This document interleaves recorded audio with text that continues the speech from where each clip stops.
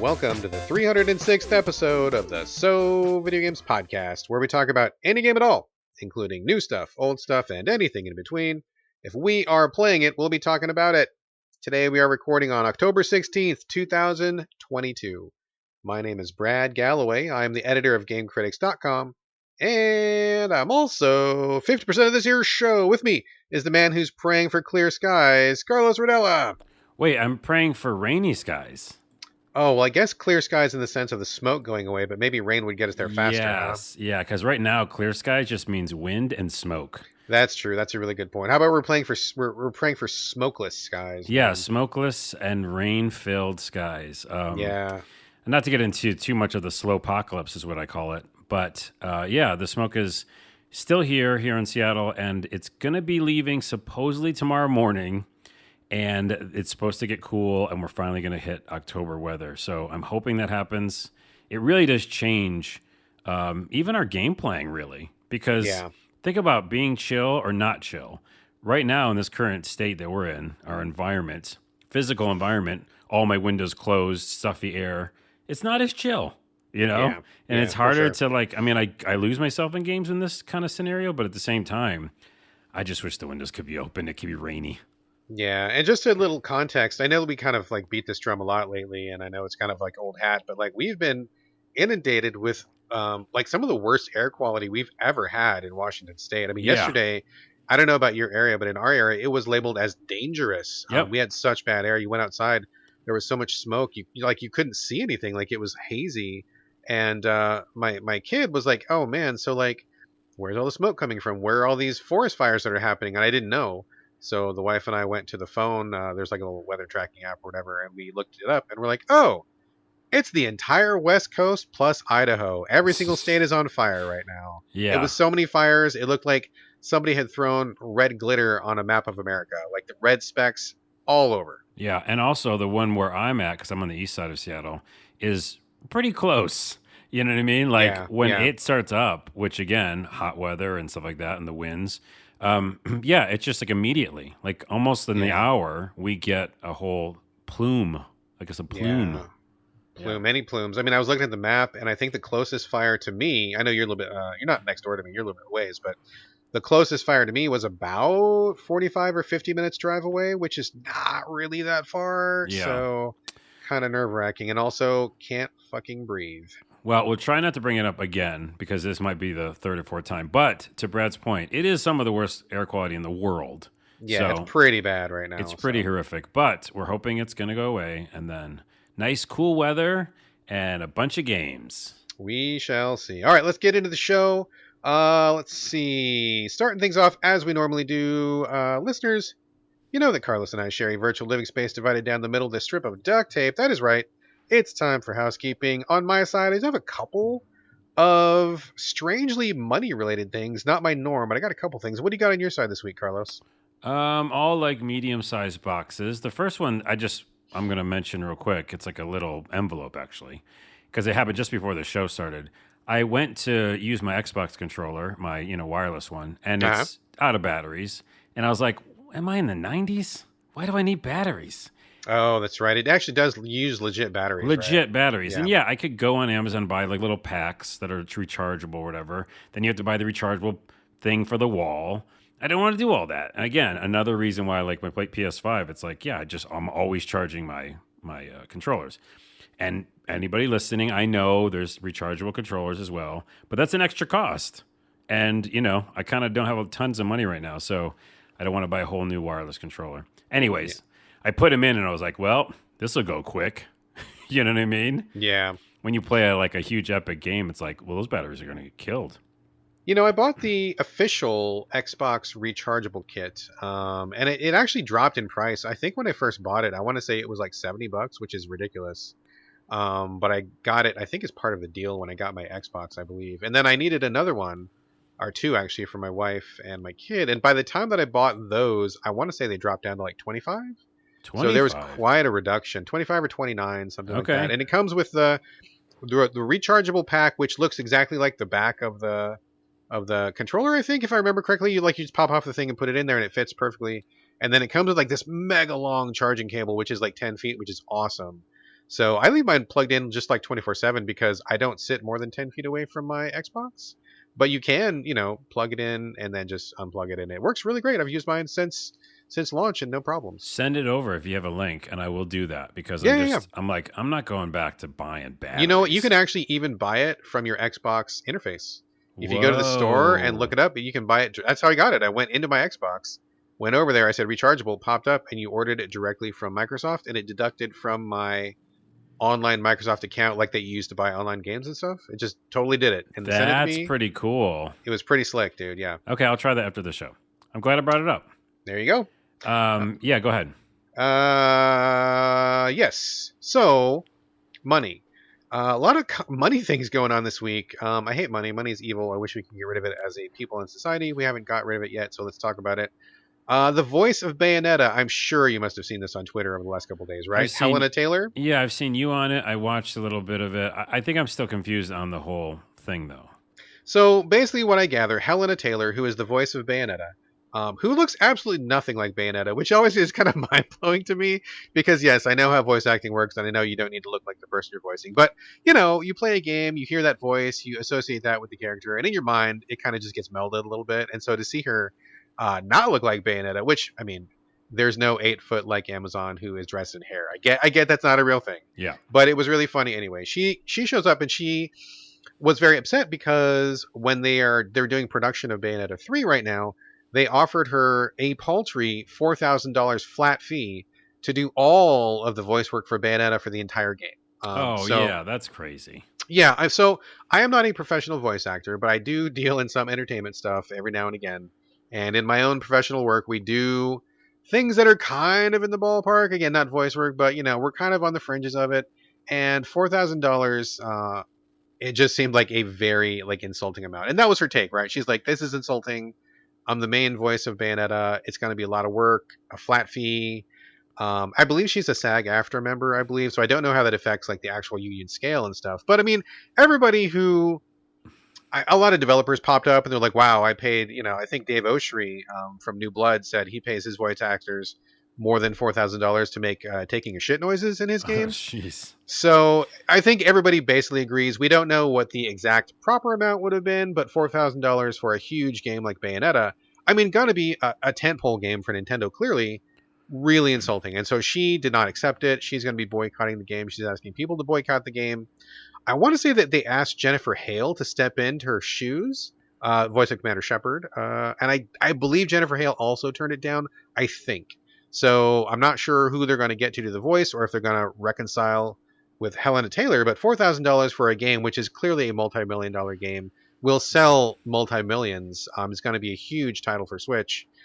Pretty insulting that they would lowball her like that. Well, and on top of that, it should be for, I don't know how many voice actors have this deal, but some sort of residual, or some sort of... I don't believe they ever get residuals for video games. Which I think is crazy because I agree. You're basically selling a product that's going to get resold a bunch of times.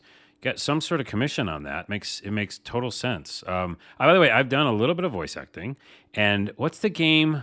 I always say it wrong because it's a different language. I think it's Scandinavian. Rhyme Oh yeah. I don't know how to pronounce it, but I know what you're talking about. I think I did it right because I think they trained me. But I'm in that game. I don't know if you know that. I don't know. I don't think you ever said that. Maybe I didn't. I'm an Easter egg in that game, and I'll have to go find it now because I have it in my Carlos is library. the Easter egg. That's a pretty good. Yeah, because it's like you're in space and you have these audio journals you find. Yes. And I'm one of the audio journals. I did not know that. Oh yeah, well, there you go. Rhymedrasa. I'll find the name of it and give it to you. So, anyways, I've done a few of them, and yeah, it's always this flat fee, or it's just you're doing it like that. Did that one for fun, but in general, I've also do videos. I do video production. Yeah, and $4,000 or $5,000 is maybe a video, or a few videos, like small projects, small pieces of content. Project. Yeah, yes, but not like a full game. Yes. With script. And by the way, voice acting is really hard. People think oh, you're just talking to the mic. We're just talking to the mic right now because, whatever happens. And I'm still waiting for these residuals to come in, man. I'm disappointed these checks have not started rolling in yet. But you know what I mean? In voice acting, which again, I've done, you've got to nail that line. So you're doing a bunch of takes on just one sentence. Yeah. So anyways, that's crazy. I mean, totally, dude. Totally. I mean, yeah, I agree with you 100%. And we do my wife's work, and I do some contract and freelance stuff also. And like, yeah, dude, $4,000 is like, when you're talking about this kind of stuff, is pretty fucking small potatoes. So they need to up it. And I don't know if they can even reconcile with her now. I mean, she seemed pretty upset, and there seems to be kind of some bad blood going on. But very disappointing to see that Bayonetta may not sound like Bayonetta next time. All right. Well, we support her here at the Yeah, podcast. yeah, yeah. I only got one more. What do you got left?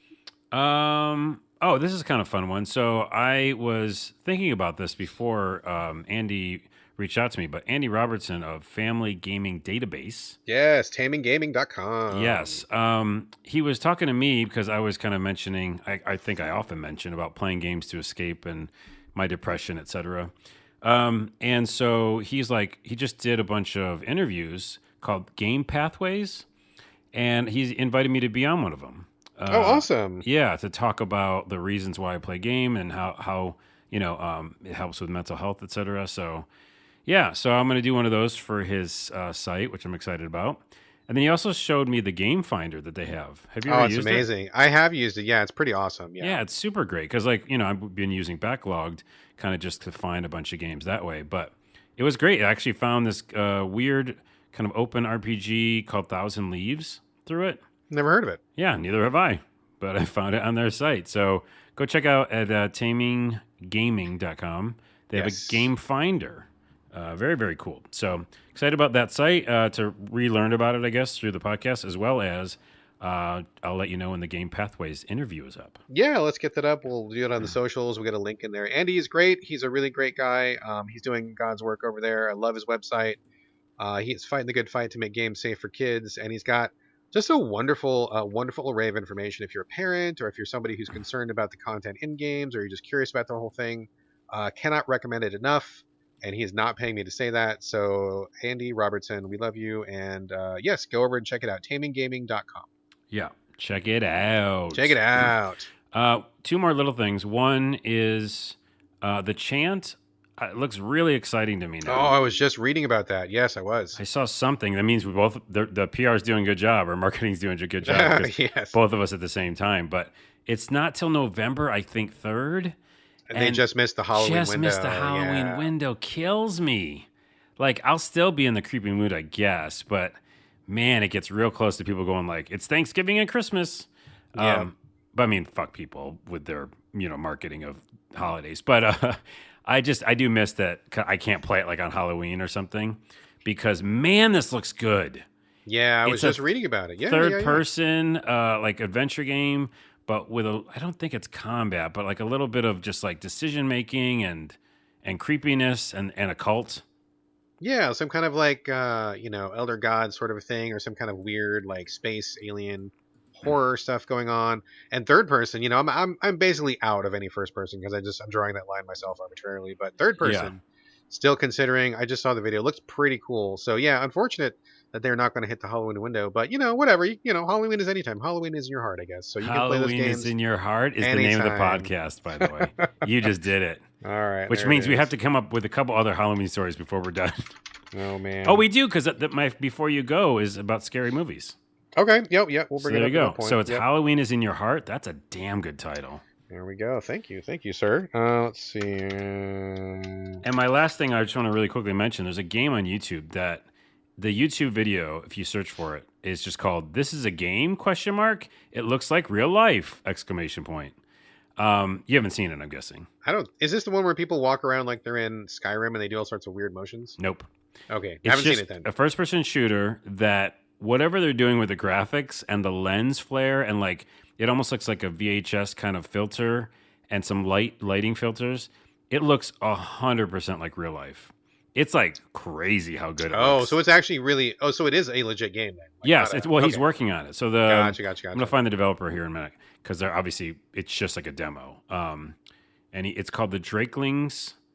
Oh wait, the Drakelings community is where his website's on, and it's Blue Drake 42's blog. So if you look up that, that's the person working on it. I think it's Alexander Spindler. But this is a video you're seeing on YouTube, right? Like the video on YouTube. You can look right now. This is a game. It looks like real life is what it's called. Okay. And yeah, like it's like photorealistic scenes Definitely the beginning more than the end. Sure, sure. But anyways, you're looking through windows, you're seeing lens flares. It's just crazy when we start hitting that uncanny valley again.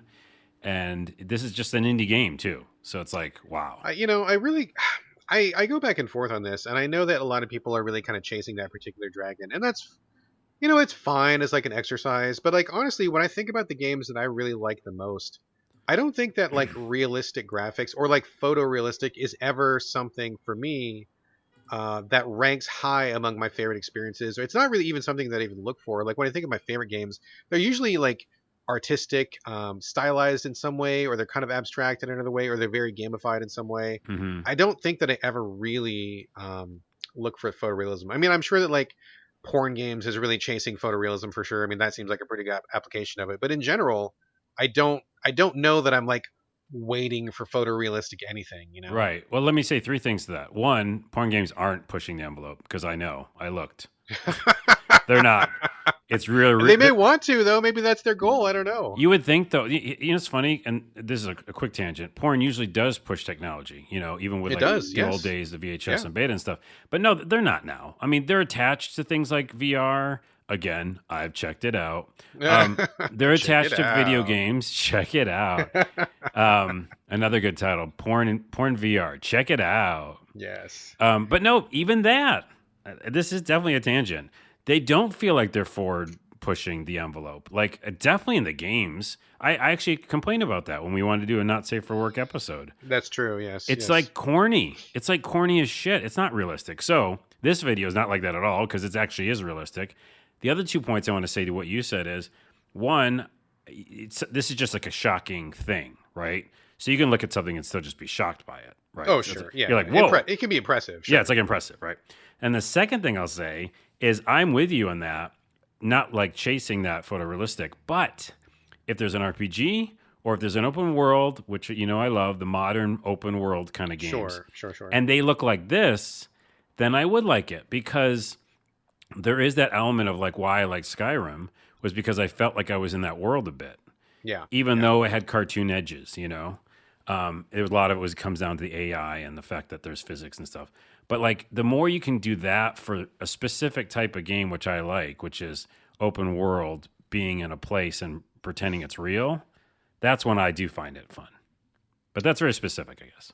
Well, let's check it out, see what they do, and see where it goes. I mean, there's also the question of development costs and time, and people hours that have to go towards making the game and stuff. So that's I think maybe if there's some kind of development tools or AI tools that can help people get there, maybe that would be something that we can see leverage. But yeah, interesting. I'll take a look at that and see how real that looks. Oh, and for the follow up here, it's his Twitter is ESANKLY Esankly. And his video has 9 million views on Twitter right now. Nice. So, he's calling it a body cam style game, and it's just really awesome looking. So, check it out. Check it out. All right. Let me do one last thing. You got anything here? Or no, good? That's it. Okay, so last thing, getting back to money for a second. We talk about Microsoft Game Pass, best place to play games, and we also are talking about the idea of people for paying for exclusives and stuff like that. And now that Sony's got a competing service. What do they even call it? What do they call the competing service on PSN? PS Plus, but with something else. I don't know. I'm on it every day, and I still don't know. It's funny because I went on my PlayStation 5 the other day, and I was looking at the store, and it was like, oh, subscribe to PlayStation Plus. I'm like, bitch, aren't I already subscribed to PlayStation Plus? Right. And I looked, and I'm like, I am, but I'm also not. And it's like they want me to upgrade, and I was really confused because I'm like, wait a minute. What do I have then? I don't even know what I even have. And I have like the bare bones, but I guess they're not calling it that because they were trying to tell me to upgrade too. So I guess I don't even know. I guess I just have like, I don't know, crappy PSN Plus or whatever. It's not even good PS Plus. It's confusing their tier system. I don't like it. Yeah. Anyway, so I don't even understand where I'm at right now, but it doesn't matter regardless. But the question of money and how profitable is it? How much sense does it make for a game developer to sell their game, or not to sell exactly, but to lease, I guess, their game to either Game Pass or whatever it is on PSN as a monthly offering, right? Because we think of, we kind of like offhandedly say that Game Pass stuff is free. It's not free. I mean, we're paying whatever, $10 or $15 a month or whatever it is. So that's what we see, but we think of all these like 100 games that we get, 150 games as free. But those developers, I mean, they need to get paid. They need to feed themselves. They need to feed their families. And so they need to get cash out of this. And a lot of question has been, how much are they making? Like, what kind of business sense does it make for them to have a game locked up in Game Pass or locked up on the PS, whatever it is, right? So Ethan Gatch on Twitter, good guy, really love his articles. He's a great writer. I've been following him for a long time. Ethan found a tidbit of information. So it said Sony paid $3.5 million to make Ark Survival Evolved a March PS Plus game, which I'm guessing means they give it away if it's on PS Plus, on that tier of PS Plus, I think. And it said also that Microsoft paid $2.5 million to keep that same game on Game Pass for the first 6 months of this year, and then an additional $2.3 million to bring Ark 2 to the service when it launches. This is information he found out via the SEC. They had to file SEC information with the government to make sure this deal could go through. So that's how he's getting this information. This is legit info. So that kind of gives us a basic idea. Now, personally, I've played Ark Survival Evolved. I fucking hate it. I think it's garbage. My kid likes it a lot, and apparently enough people play it that it's something that Microsoft and Sony want to keep hold of. Cool, more power to you. But those numbers, I mean, 2.5 million, I wonder how that stacks up if they were trying to sell. Or like what? I mean, it must be a good enough deal, right? So between these two services, they're making like what? I can't do the math. $8 or $9 million, give or take, plus taxes, et cetera, to get their game on both services. So I guess, I mean, that doesn't sound like nothing. It just seems like it's bad math. I don't understand this whole my thing. My math is definitely bad. What do you mean? No, by I mean math? it's like a bad bet. Like to spend millions for exclusivity to hope that the click through is that people are going to either A, subscribe based on that exclusive you have, or stay with their service. Because people generally stay with their service because they just do. Like they fucking forget to uncancel it, whatever. Very easy to forget, yes. So that doesn't, you can't, because I've recently done a lot of spreadsheets and KPIs and bullshit, return on investment. And like that's just like, it seems like a really like slippery slope, or what's the metaphor for it? Like it's just not tangible. I don't see that 1-to-1. Like we pay for this and we get this return. That's a question, right? So I mean, it's kind of a multi-pronged question of so let's say that let's take Microsoft then. So they're paying $2.5 million to get this game, which I would never touch again. I know I would never touch it either for 6 months, right? So then, how much are they paying other games? I'm sure it's not one size fits all, right? So maybe this is a bigger. I mean, I wonder if this is more or if this is less than other games are getting. So multiply that by the 150 games that are in Game Pass.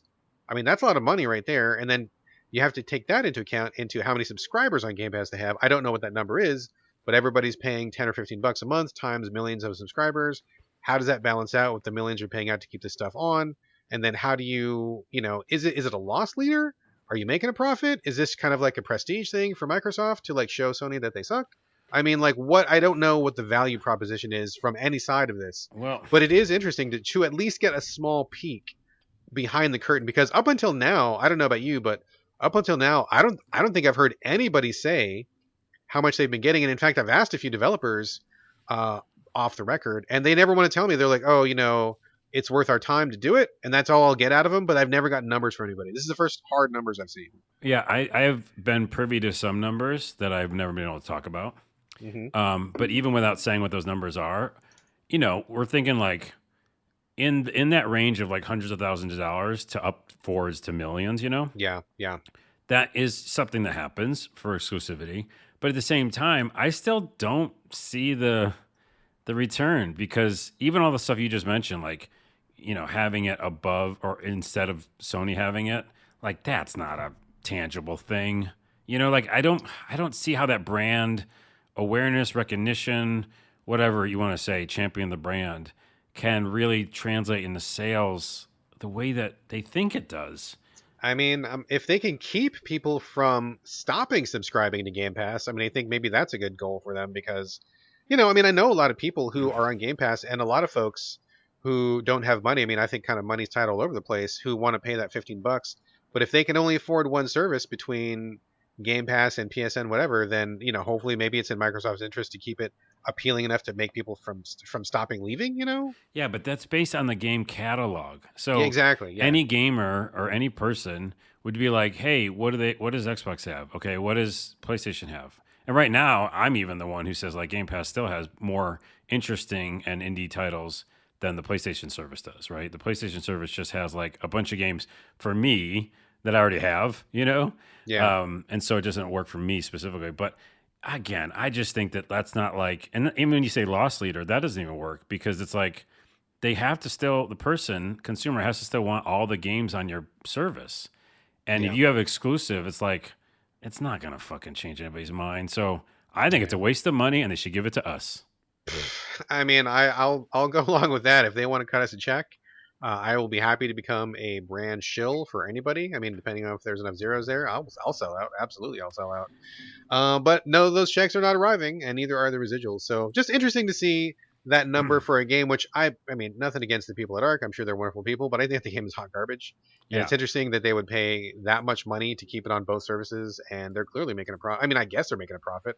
Hope they're making a Again, profit with I don't know millions. if they are. Like, it's I so don't know. crazy. There's positioning. That's what it's called. Well, Positioning. even the ARC people, right? Like the ARC people, if they're making approximately 8 million or whatever, are they making a profit? I don't know how No. much money they sunk into it so far, or how much it's cost to keep ARC running. I have no Oh, I idea. thought you were going to say like Microsoft's not giving money from, you know what I mean? Like they're No. I'm just wondering, like with ARC's deal to sign up with Sony and Microsoft, ultimately they're bringing in $8 million this year just off these deals, not sales or anything. So I don't know what the running cost of ARC is like to keep their employees, keep their lights on, their doors open. So who knows?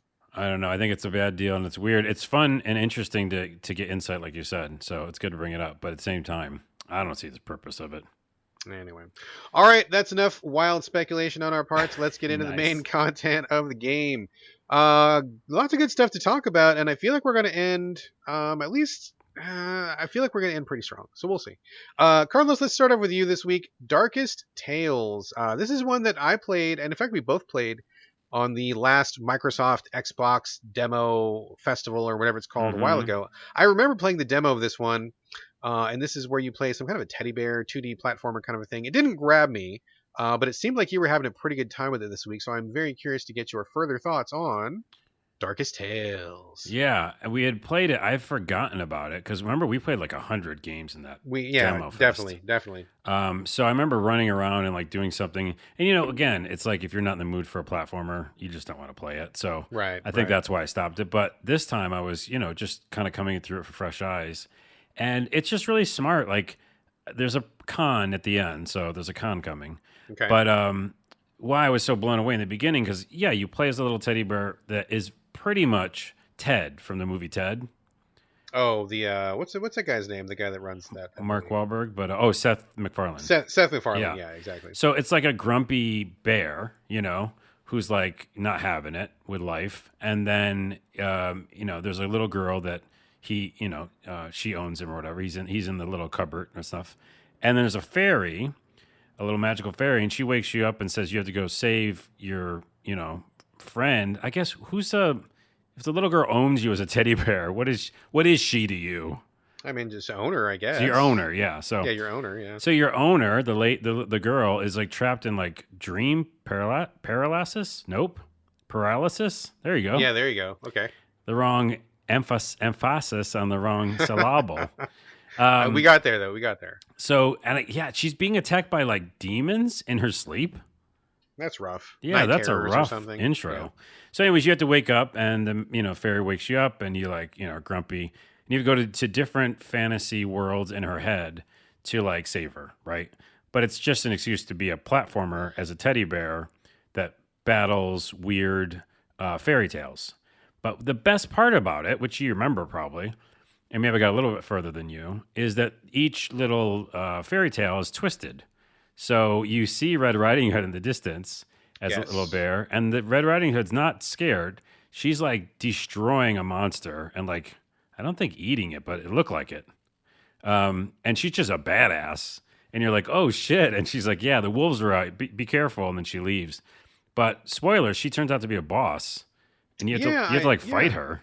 I remember that from the demo. Like, I remember she was, like you said, she was a really badass bounty hunter, but then she turns evil or something at the end, and you end up fighting her or something. I think you also fight a wolf, don't you? Don't you fight both of those? There's a lot of wolves. Yeah. And there's big, there's a lot of like mini bosses too. But anyways, the gameplay was just fun. Like, I don't know how, like you said, you got to the boss then, but you definitely can upgrade your bear and different weapons and different like abilities.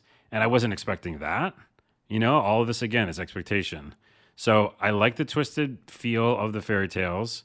I like the gameplay. It felt fun, and I was like enjoying attacking and stuff. Here's a key thing that I like Okay. that, man, more video games need to do. Not like a Souls like bullshit, which we'll get to later. When you kill monsters in a level in this game, they're dead. Oh, they stay dead. Yeah, Yeah. when you Yeah, come yeah. back to life from a little checkpoint, they're fucking dead still. Developers, do that. All right? Yes. It's going to make more people want to finish your fucking game. Do that. Yes, 100%. We're gonna totally talk about this at the end We of the will, show. but I'm with you. Isn't all it the way, interesting yes. how this is coming up? Because I've forgotten that was a key moment where I liked the game. I was like, oh, I don't feel like all that's been wasted, Yeah.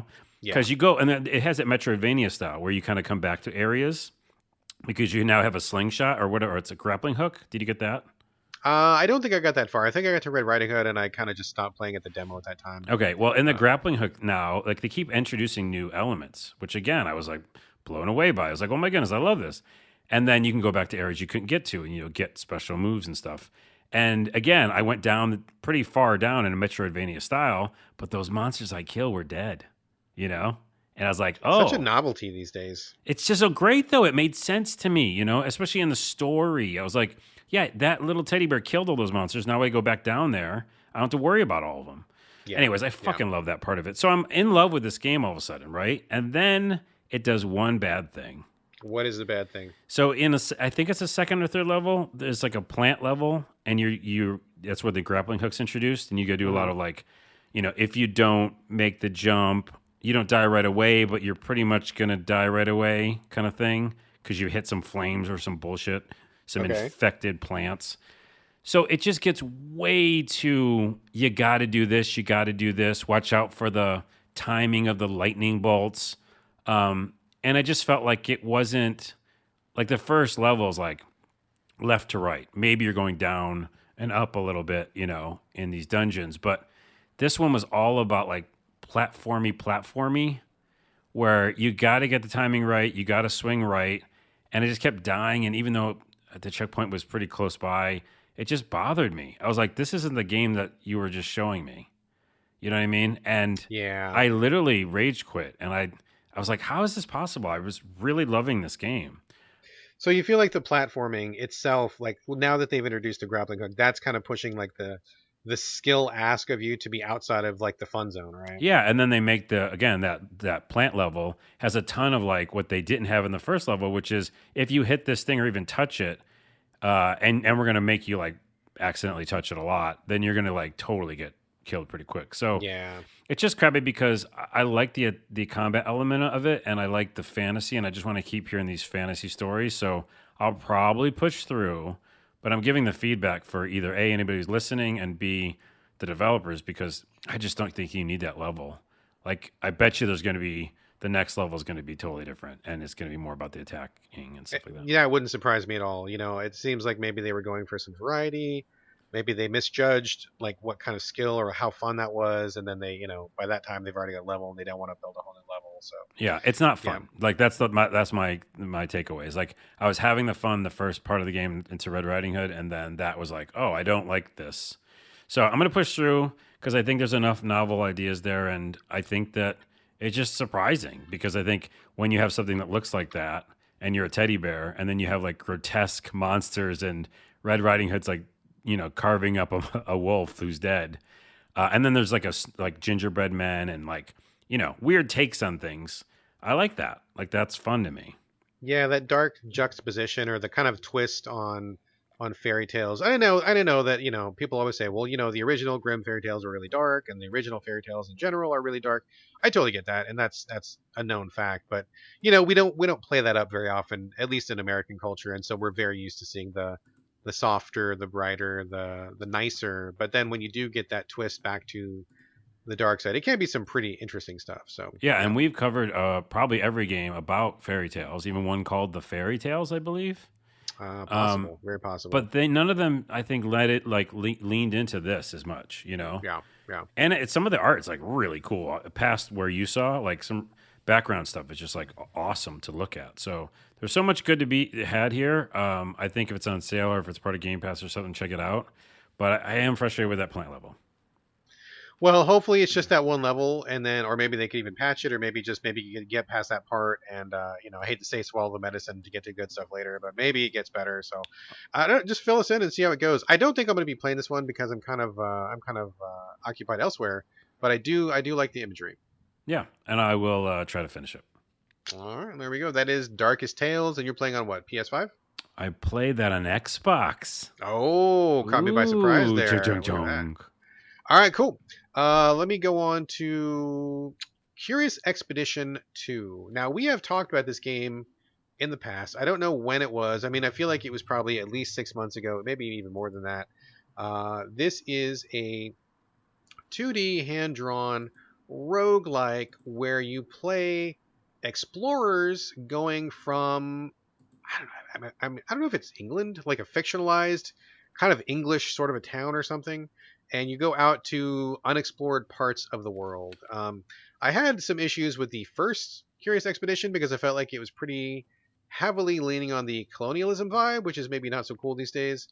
They definitely pulled back from that in episode 2, which I appreciate, and they've gone like more fantasy. There's like lizard people and dragons and giant spiders and stuff, so it's not like white people pillaging like India or Yeah. Peru or something anymore. It's kind of fictionalized, which I think was a smart move, and I applaud them for doing that. I think that was great because I think the core gameplay they have is pretty good. I was gonna go back and listen to what I said about it on the podcast last time, but we don't do homework here, and I don't remember at all what I said. But I remember liking it more than the first one.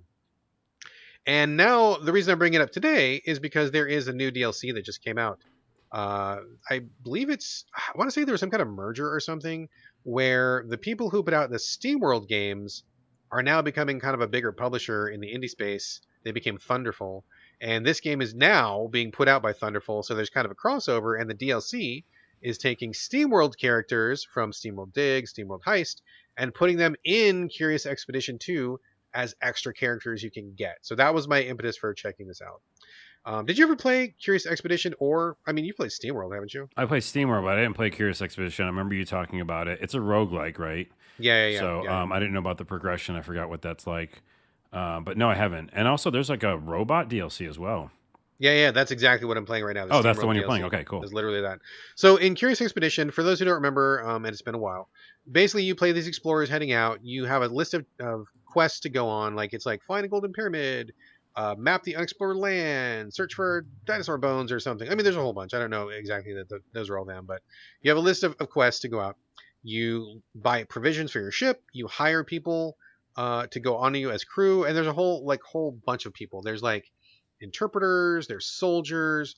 You can get a dog to go with you, and the dogs are great. I love the dogs. All sorts of different people can go with you, like fighters, street urchins, and stuff like that. So you can have a whole different bunch of people to go. You go out to these lands, and it's a balance between exploring the land, which is all covered in fog of war. The further you go in, the more sanity it costs you, because I guess you're nervous about being in this unexplored place.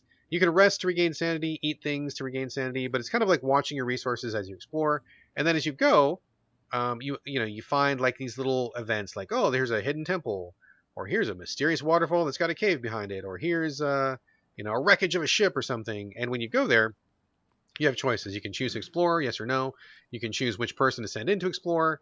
Each person has their different stats. And then when you get to combat, you'll find giant spiders, you'll find wolves, angry people or whatever. You fight them, and it's dice-based combat based on the character types. I'm not going to get too far in the weeds, but I think it all works really well. And I feel like in general, this is a great idea. I love how this. I love what this game is, honestly. The very roguelike section of it is if you have choices. It can be restart the adventure if you lose, restart like the year if you lose, so you just like lose time, or you can like completely die and start from scratch. So you've got 3 different levels of roguelike severity if you want, which I appreciate. There's a number of other options as well to like really dial back on the harshness of it. So it is technically a roguelike, but you can make it very forgiving if you want, which is great. I love options. But I just love how the mechanics come together. I think the graphics are really cute and beautiful and nice. And I think that just playing it, going on a quick trip, you can get a level done in 5, 10, 15 minutes, quick bite size, and come back. There's an overall story, and that's all great. Speaking specifically of the DLC, the main character is Piper Faraday, and she is, I believe, the main character from Steamworld Heist, which was a great game, one of my favorites in the Steamworld. You can hire her as your main character, and at first I thought it was going to be just a palette swap, like, oh, okay, well they just added a skin, but actually no, there's a new mechanic where if you choose the robots to go off as your party, she has a little machine that like creates batteries from compostable materials, which I did not expect.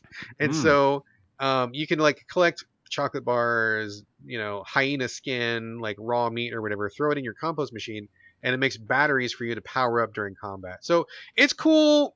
I gotta be honest, I don't know that I wanted any more extra mechanics to deal with, but I love that Piper's in this. It's really fun. I'm playing with her right now, and I love the DLC. Overall, I think this is a really cool roguelike game that does something different. And I honestly feel like I'm a little bit warmer on it now than I was in the past. Maybe I'm just in a different headspace, or maybe I'm just more in the mood for something like this. But I'm having a pretty good time with it now, and I feel like I'm having a better time with it now than I did in the past. So I don't know if there's been tweaks or something to the formula that's different, but I really like it a lot. The only caveat that I would say about this is that something about this visual style, and maybe it's my brain, maybe it's, I don't know what it is, but something about the UI, things are not where I think they should be. And I often struggle to see, like, for example, when I go to buy provisions, I need to buy food for my ship. And I look, and like, normally when you see how much something costs, how much money you have, it's pretty straightforward. But in this game, something about the way they have it laid out just doesn't work for my brain. And I'm often wondering, how much does this thing cost? I'm not exactly sure. How Hmm. much money do I have? I'm not exactly sure. And it's weird because I feel like the information is there, but it's just presented in a way that my brain just does not absorb it the way it does in other games. Well, Something about the UI. let me help you out because I was going to say, as I'm looking at the screenshots, remembering this game, it's Yeah. got that very comic book cartoony Hmm. style, Yeah. and that style I think both of us like love or hate. Like it can get in the way, I think It sometimes. can. Yes. Yes. Um, Yes.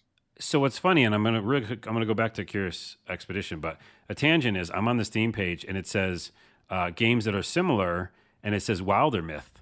And so I wrote that down for myself because I never finished that game, Oh yeah. and I Yeah. Yeah. really, really enjoyed it. So that's an exciting thing. But Wilder Myth has the same style, where it's this kind of comic booky style. Hmm. Hmm. And to relate to you, in those menus, because a lot of it's cursive, and I see a Hmm. lot of cursive in Curious Expedition too, I get confused. Like, Yeah. I don't know if that's what it is, but like the comic book style and the cursive made me like not know like what I was looking at sometimes. Yeah. I don't know what it is because I really took a minute. And I'm like, I was trying to figure out, like, okay, why am I struggling with this so much? Because I can read and I know what numbers are. So, and I've played games before. So, like, with all those three facts, it feels like I shouldn't have such a problem. But I really do feel like something about how they've presented the game and the UI is really like is not jiving with my brain. So that's my only struggle with it. It's not a huge struggle, and it's not like stopping me from playing the game. I really am liking it a lot, and I definitely would recommend it for people who want roguelikes, bite-sized roguelikes. Exploration roguelike is something that we don't see very often, and I love the art style. I mean, it's very like Tintin like. Like if anybody's familiar with that, maybe our European listeners probably more so than our American listeners. But I love it's just it looks great, and I think this is it's very on point. It's just that one little struggle. So just Hmm. caveat on that. Something about the UI is tricking my brain. But the DLC for the SteamWorld stuff is super neat. There's also a couple of the DLCs which I've bought and downloaded on my own dime, and I'm enjoying those as well. So Curious Expedition 2, I'm glad that I came back to it because I honestly feel like I'm getting more out of it this time than I did in the past, and I'm having a pretty good time. Check it out. Check it Also, out. it's a demo on Steam right now. There you go. The second version. Yeah. All right, there we go. All right, so thumbs up on that. Let's go over to you for Medieval Dynasty. And for some reason, I know again this is my broken brain, but whenever I see Medieval Dynasty, I think of those stupid big bearded duck guys who were like Duck Dynasty that was on whatever like Nice. Bravo or whatever channel that was. Every Yeah. time I hear Medieval Dynasty, I expect to see big beards and shotguns and ducks, and I know in my heart that that's not what this game is, It sure and I isn't. just can't shake that mental image. Carlos, are there ducks? Are there shotguns? Are there beards in Medieval Dynasty? There might be some beards. That's about as much as you'll get. Okay. Let me go because they actually, I want to make sure I get this right. 'Cause the developer made other Dynasty games. Render Cube is the developer, and they made Wild West Dynasty. Is it called Wild West Dynasty? Yep, let me see. Yep, Wild West Dynasty. I think they made a couple others like that. So, anyways, it's in that kind of vein of like simulation of being in Yeah. a world. Anyways, I won't go through all their games, but why I was interested in it is because similar. I think I was just looking at starting up a new open world RPG, looking at the ones I've already played, which is all of them. And we were talking, I think, even on the show about Kingdom Come Deliverance. Yeah, we were. And how, I don't know if I want to go back because it's pretty grueling and they really make you like suffer a long time before you can like get good at even doing combat, which is, the realism part of it's kind of cool. But at the same time, I was dying a bunch and I just felt like, I don't know, I couldn't win and that power fantasy was not there. So Right. I was looking for a game like that and like Skyrim, but maybe wasn't like as hardcore and, I wouldn't feel so bad about myself. Enter Medieval Dynasty. I will say, just to yes and what you're saying, not feeling bad about myself is definitely a quality I look for in my video games. Yes. Well, you know what happens like with Souls games or Yes. any game that kind of punishes you for like either they want you to do it their way, which we've talked about in the show, or it's just difficult, like super difficult. So Yeah. Yeah. this is just like a sandbox game where like the only high stakes are who you romance and like if you're going to find resources. Like Okay. that's what this game is. It's like I mean, that's pretty real, dude. I had those same struggles by myself in the right. past. So By the way, I can relate. anytime I play a game like this, which I'll explain a little bit more, I'm always reminded of Simpsons and when Bart is playing like the lawn simulator, Yes. but he doesn't actually want to cut the real lawn. Yes. Yes. Yes. So, there's a fantasy element because there is a story campaign as well. And so it's just very loose. So it feels like Skyrim. It looks like Skyrim and Kingdom Come Deliverance. Looks just like that style, first person. I think you can jump out to third person, but I've only done first person. So for you, I think you can jump out. And then, you're just introduced to a town. There's a little bit of a backstory. And in this town, you've, got to really quickly make a house and kind of make a life for yourself. And it's a small village with like, 8 or 10 homes, the bar and stuff like that, all medieval style. And it is really relaxing to, in the world that we live in of constant content, constant worrying, who knows what kind of crisis is happening. What did Kanye do? Jesus, let's not go there. I know, today. neither of us give a shit. But is that, this is a simple world that you get to be transported into. And it's quite relaxing. Like I'm kind of playing it every evening. So you go in there and, there's no fancy technology. And I think you can get a sword and there might be combat later, but you don't have to. It's really just about, making a little house. And then after you make a little house, you're going to kind of work on a community. It's actually like community building. And so when you meet people in the town, if you talk to them enough and converse enough, you can be like, hey, do you want to join my little community? So I know when I just said that it sounded like a cult, maybe. It's not, I don't think. I haven't played it far enough.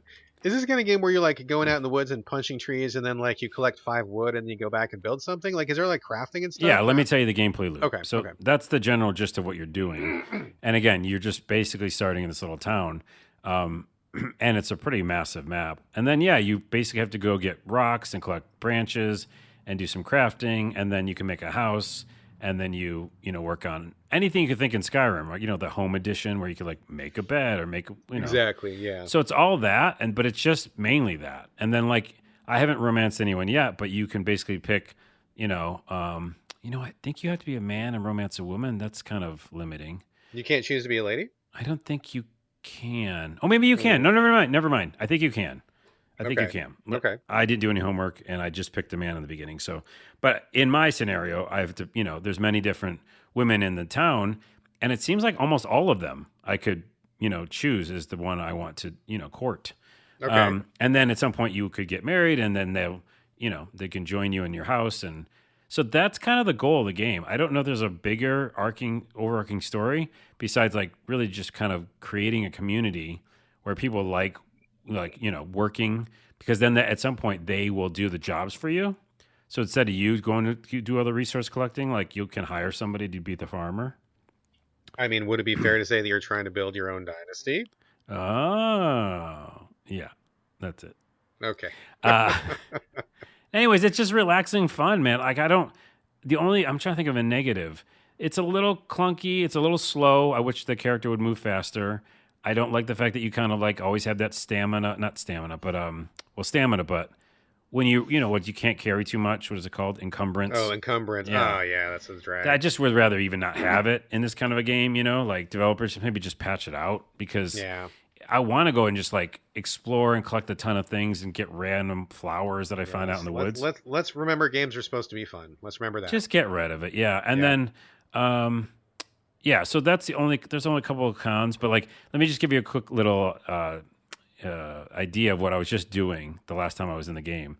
Is literally I was just like it turns night, right? Like there's a day night cycle.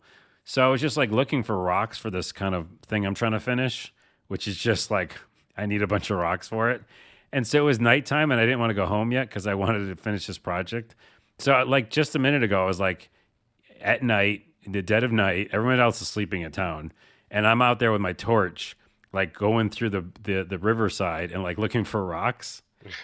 As you do. As you do. And that's what I was doing in the game for a while. Like, and it didn't bother me. I was like, oh, there's one. Oh, wait, hold on. I mean, if you feel There's one. motivated enough, anything can be fun, right? Like if you had a good reason to be out there in the dead of night with a torch looking for rocks. I mean, if there was something that felt good about doing that, then I think that's valid, you know? Well, what it is it's like if you just want to stay in the game world and it happens to be night, you're still going to keep playing. You know what I mean? Right. And instead of going to bed, which I guess I could have done as well, but I was like, I'm just going to do more stuff because I want to finish this one project, And then I helped someone fix his roof. Like, it's just fun little things like that. Oh, and last thing I think I'll say is that they do add one element that's kind of like a Skyrim or RPG, is you can steal things. Okay. So, Yes, there's a right. little bit of that. And so one time I was pretty poor and I didn't want to do this huge thing to get this, craft this one thing. I took a hoe from somebody's house. I feel like this is the beginning of a joke. Go ahead. No, I could have made that another joke. I didn't. But I just took like one of the utensils, and I just kind of kept it. And I did it when they weren't looking. You just permanently borrowed their spatula. Oh, I permanently borrowed it. Yeah. Yeah. So, anyways, I like the game. I recommend it. It's a weird thing. It's kind of almost like a power wash game. It's like you just go Yeah. and do this thing for a little bit. I mean, I believe this is on Game Pass. Is that where you're playing it, or where are you playing this Oh at? shit, am I? I think that's right. I am 99.9% sure it's on Game Pass right now. So Yeah. anybody who is even remotely intrigued at the idea of living that medieval life, check it out. I mean, it's just it's a quote unquote free game, as we discussed earlier, and see what it's like. I am curious about this one. I was looking at it when it was on PC last year, and at that time, I was like, oh, I could go for something like that, like just something kind of chill and walk around and maybe collect rocks at nighttime is something that I like to do. So I'm curious. I don't know that I'm in the mood for it right now, but I definitely will probably check it out. And I think my kid was playing it as well, and I think they had something positive to say about it too. So Yeah, I yep, mean, there it is. you add the romance element, you add a little bit of like thievery, it's like some of those elements of the RPG world, are Yeah. there. And Yeah, you go, yeah. oh, this feels kind of like Skyrim, but I'm not like fighting monsters and I'm not like freaked out and I'm not dying a bunch, which is great, I'm just like worried about being a little hungry. There's some hunger meters and stuff like that, but none of it felt like crazy. Like all of it felt like, pretty good meters. Gotcha. So check it out. And by the way, medieval dynasty, but you're saying medieval dynasty. So we say the Yes. word differently. Yeah, I mean, I'm not sure what the correct, or maybe even correct based on where you are. Maybe English people and American people say it differently or whatever. I usually say a medieval dynasty, but Yeah, I I mean say medieval always. Interesting. Well, we're gonna solve that mystery on another day. Yes, we are. Moving on. Moving on. Talk about Scorn. This is a long. Well, I don't know. I don't know. It's not long awaited, but Scorn made a splash when it was at the most recent Xbox event or whatever. Like they put out a trailer, and I remember a lot of people being pretty intrigued by this. This is the first-person sci-fi game that seems to. I mean, I was gonna say borrow liberally, but I think it's probably more appropriate to say wholesale copy the artwork of H.R. Giger, who is the guy who masterminded Alien, most famous Swedish guy who did all the biomechanical stuff, like all the weird domey shapes and machines that look like body parts and body parts that look like machines and lots of lips and boobs and penises all over the place. I mean, that's his iconic style. Anybody who's seen Alien or has seen any of his artwork will know exactly what I'm talking about. And the entire world of Scorn is that. It's like a biomechanical kind of first person game. And the trailers, I'm sure you saw this trailer. You saw this trailer, didn't you, Carlos? I've seen so much of this game. I've Yeah. thoughts. Yeah, I've seen gameplay. Yeah. Yeah. There's been, I mean, everybody who watches it is immediately like, ooh, that looks really harsh and weird and gross and bloody and scary. Body horror in spades, right? Yeah. But we didn't quite know what it was. Like the trailers were very provocative, but that's all we had. So the game drops on Game Pass. To me, it was kind of a surprise. I didn't think it was ready or it was coming out, but it is. It's on Game Pass. Dropped a couple days ago, and I jumped in really quickly. You have not played this game, have you, Carlos? I've not played it. I've watched footage. By the way, just to really close the loop on how we say things, I think I always say H.R. Geiger, but maybe I'm wrong. It's Giger? I believe it's Giger, but I'm not sure. I guess we can... He's German, I believe, right? Is it Swiss? I think it's Swedish. Swiss. I think it's yeah, Swedish. Yeah. Anyways. Is there, if anybody listening, if there's a website somewhere where you can like enter a word and like there's an audio recording of how you properly pronounce that word, that would be a pretty useful website to us here on the podcast, I think. Yeah, I wonder if Google Translate just does that because you know how they have the audio version. I have no idea. If anybody knows, I would love to know because I don't know. But before one more setup for this game before you go into it, all I've seen from it, which is exactly what you said, it looks like H.R. Giger artwork, twisted and also bloody and body gore, which generally I don't like too much. I like this comedian on SNL right now, Sarah Sherman. She does some body horror, but it's like mixed with comedy, so I can like handle it better. But if it's just to be dark and depressing, and like everybody's going to get hurt a lot of different ways, then I don't like that, So I was noping out from the very beginning, even though I like looked at it from afar, like as a beautiful thing.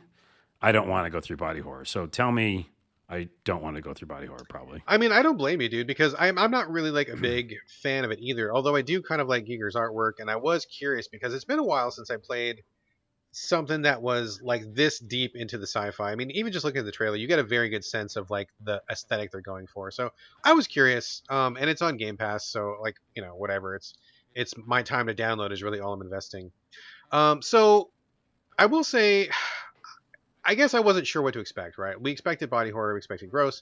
I download the game, I jump into it, and you start off as I guess I'm going to call you a person, but you're not a human being. You're some kind of other thing. You look human-ish, but you're not. Like you're some kind of creature, alien. I don't know what you are exactly. And then it gives you all this imagery of like you're inside a biomechanical factory, I guess, or structure, fortress. You're not really sure what it is.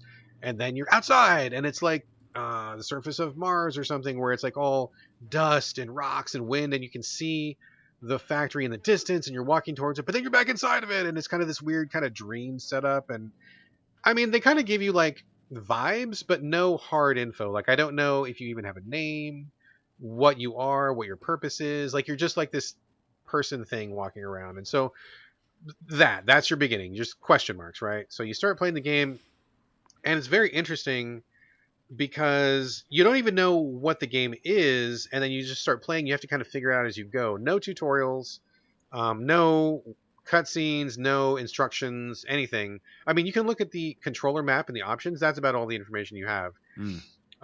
So it's interesting because the very first thing that you do is a giant multi-room, multi-step puzzle that you have to do to unlock this door to move on.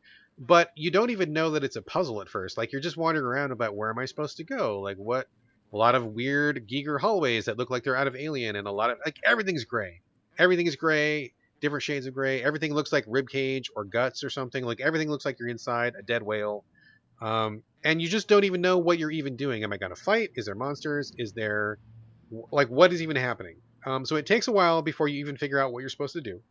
And then once you walk around long enough, you'll see little hotspots here and there. So you're like, okay, I got to figure out a hotspot. And I got like real talk, dude. It took me more than 2 hours probably to figure out the first puzzle because number one, I had to recognize that it was a puzzle. Then I had to recognize where can I go? What can I do? How do I interact with things? And then once you get that going, where is the thing that I need? What are the steps that I need? It took me quite a while way longer than I expected to put all those pieces together. Yeah. So once I finally figured out, oh, I'm in a puzzle, and oh, here's the thing that I need, and I think this is A, and this is B, and this is C, then I put it all together and I move forward. But it's kind of a rough start, dude. And I could see a lot of people noping out at the beginning because you just don't even know what the fuck's even going on. and the game doesn't really hold your hand at all. So I got past that, which took way longer than I thought, way longer than I wanted. Moved on to the next section, and again, another giant environmental multi-step puzzle. So that's what this game is. This game is giant environmental multi-step puzzles, and eventually you do get to some combat, which is a shame because the combat is terrible in this game. I got the first weapon, which looks like a gun. It is totally not a gun. It's like a little a pokey stick, but it looks like a gun, and you use it to activate switches, but you also use it to poke monsters. And I could not tell depth perception. I was like trying to poke the thing, and I was like way off, dude. I was like not even close, and I was like, oh geez. And then the monsters would get me because I thought I was shooting them and I wasn't, and I was close enough to poke them and I wasn't. The combat is real clunky, real just not great. And I think the less combat, the better. And I think they often want you to run past things if you can. Yeah, I heard that by the way, that the combat is only a couple like main stages that they make you use it. Yeah. And that it's not really like encouraged, which is interesting. Yeah, there's not much combat, and that's good because the combat is not great. But I mean, honestly, it's just a lot of really, really big puzzles. And the biomechanical stuff is just kind of set dressing. Like, I just don't know what I'm doing. I don't know what my motivation is. It's one of those games where you feel like you have to do the puzzle because that is what's in front of you, but you don't know why you're doing it. You don't know what's next. You don't know like who you are, like no connection to the character, no connection to the story, no context for anything that's going on. Am I a slave? Am I a biomechanical cog in this machine? Am I an escapee? Am I the ruler of this place? I've been deposed. Like I have no idea what's going on.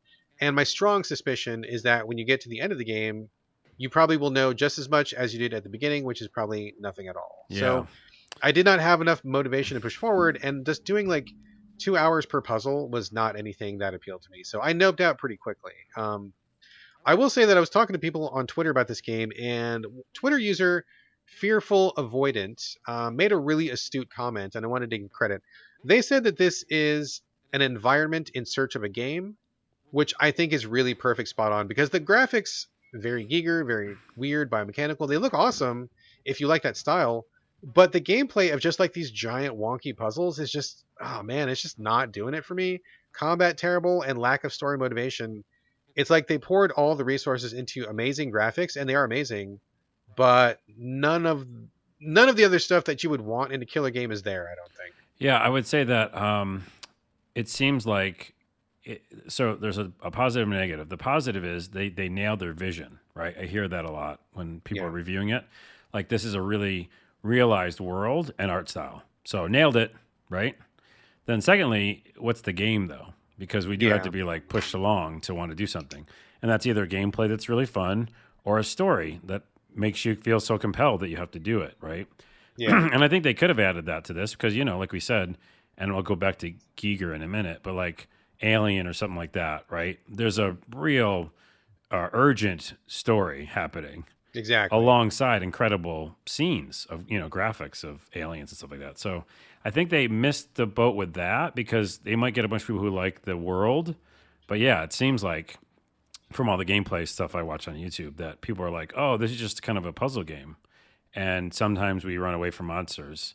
And yeah, it's just kind of a world. Yeah, that's what it is. It just doesn't feel the killer hooks that you would need to get invested. Like I could see myself getting invested in this if it was just like something to interest my brain more than just like, okay, here's the gun, and this gun activates 3 switches, and once I hit these 3 switches, which look like spleens, then these activate these 4 tubes, which look like intestines. But really, like when you take away the dressing of the biomechanical stuff, it's just like really simple, kind of like straightforward environmental puzzles. And once you understand how the game works, that first level is going to fuck you up because you don't even know what you're doing. But once you get, you're like, oh, okay, I get it. There's always going to be 3 switches. There's always going to be a new tool. Then it's just like you're kind of just going through the motions and just looking at a bunch of guts, which is not fun, not entertaining. Yeah. So, I will say one thing real quick as a tangent for Giger, because I, of course, like went to the internet and looked at his Wikipedia. One, there's a Giger bar in Switzerland that I really want to go to now. Like, imagine what that looks like inside. Oh, man, I'd rather not. Oh, I think I dig it. There was a Giger guitar made, which seems really cool. No, I want that. And he worked on, so many films. But remember, he did some of the early artwork for The original Dune, The original Dune, yes, those are which some crazy images, which dude. never got made, which is so depressing because that just looked so beautiful. And of course, the Dune that we got was David Lynch's, which I like David Lynch. But Yeah, and then besides Alien and all that stuff, like the last thing I saw of his, I remember his that feel, that kind of weird dark feel, Prometheus, yes, yes, which was yes. also an Alien movie, but not really like marketed as that. So, anyways, done a lot of really cool stuff. Check out H.R. Giger if you enjoyed the world of Scorn. Yeah. And like I said, Scorn is on Game Pass. I'm sure that somebody will think this game is amazing, and if you do, that's awesome. Like, no, not trying to take that away from me, but for me, kind of disappointed. I kind of expected more from it, and I think that Fearful Avoidance comment about it's a really awesome environment in search of a good game is kind of how I ended up feeling about it. Yeah, So I don't want to go into a world that just has body horror and there's puzzles because that doesn't seem interesting to me. yeah, So, but exactly. anyways, All right, moving on. I got one more here, talking about the last hero of Nostalgaia, and I got a full disclosure. I read this as last hero of nostalgia for like months, and I didn't even realize until yesterday. Oh wait, the A and the I are flipped. It's actually Nostalgaia. Boy, did I feel kind of silly. But to my credit, or at least to be fair to me, uh, nostalgia does work as a as a word for this game based on what it is. So it made perfect sense that you would call it Last Hero of Nostalgia, but it is actually Nostalgaia. This mm, is a third-person Souls-like, and we're going to be talking more about Souls-like in just a second.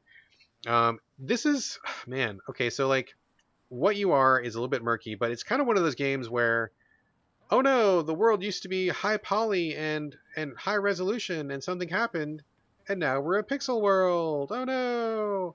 And there's many of these games. There's many. They're usually 2D, but this one is 3D, and your hero is literally, it's like 20 pixels. You're like a stick man made of pixels. That's all you are. I'm seeing the Um, character customization screen and it has the yes, pixel guy on it, which is yes. hilarious. It's like nose depth, brow depth, eye color, hair color, and you're looking at 9 white pixels. Wait, so when you So, change that, does it show up later? well, I didn't play that long, but Oh, all I saw was a stick, and I thought that was very funny. it is funny. This game tries to be funny. I believe it is trying to be funny in some ways. I don't think it's a comedy game, or if it is, it didn't land with me as much as I think it maybe wanted to. But I think it's kind of more of a irony, kind of a play on words sort of a game or something. Like I don't think it's a laugh out loud yuck fest, Yeah. but it's also not a dead serious game either. It kind of lands in a weird middle ground. Well, maybe like that Um, game I'm playing right now, Zenith, which is kind of Zenith. like, yeah, here's some jokes and here's some actual gameplay, maybe. I don't know. Yeah, there's definitely jokes, but then sometimes I feel like it's kind of serious, and I don't know exactly what vibe it's supposed to be going for, Mm. or maybe I'm just not getting it. But basically, you play this stick guy or girl, whatever. You're a stick person, and you're in like a Souls-like environment. And at first, it's like kind of pixely and low poly, but it's all the Souls stuff. Like you're doing Souls stuff as a stick person. You're blocking, weak attack, strong attack, dodge roll.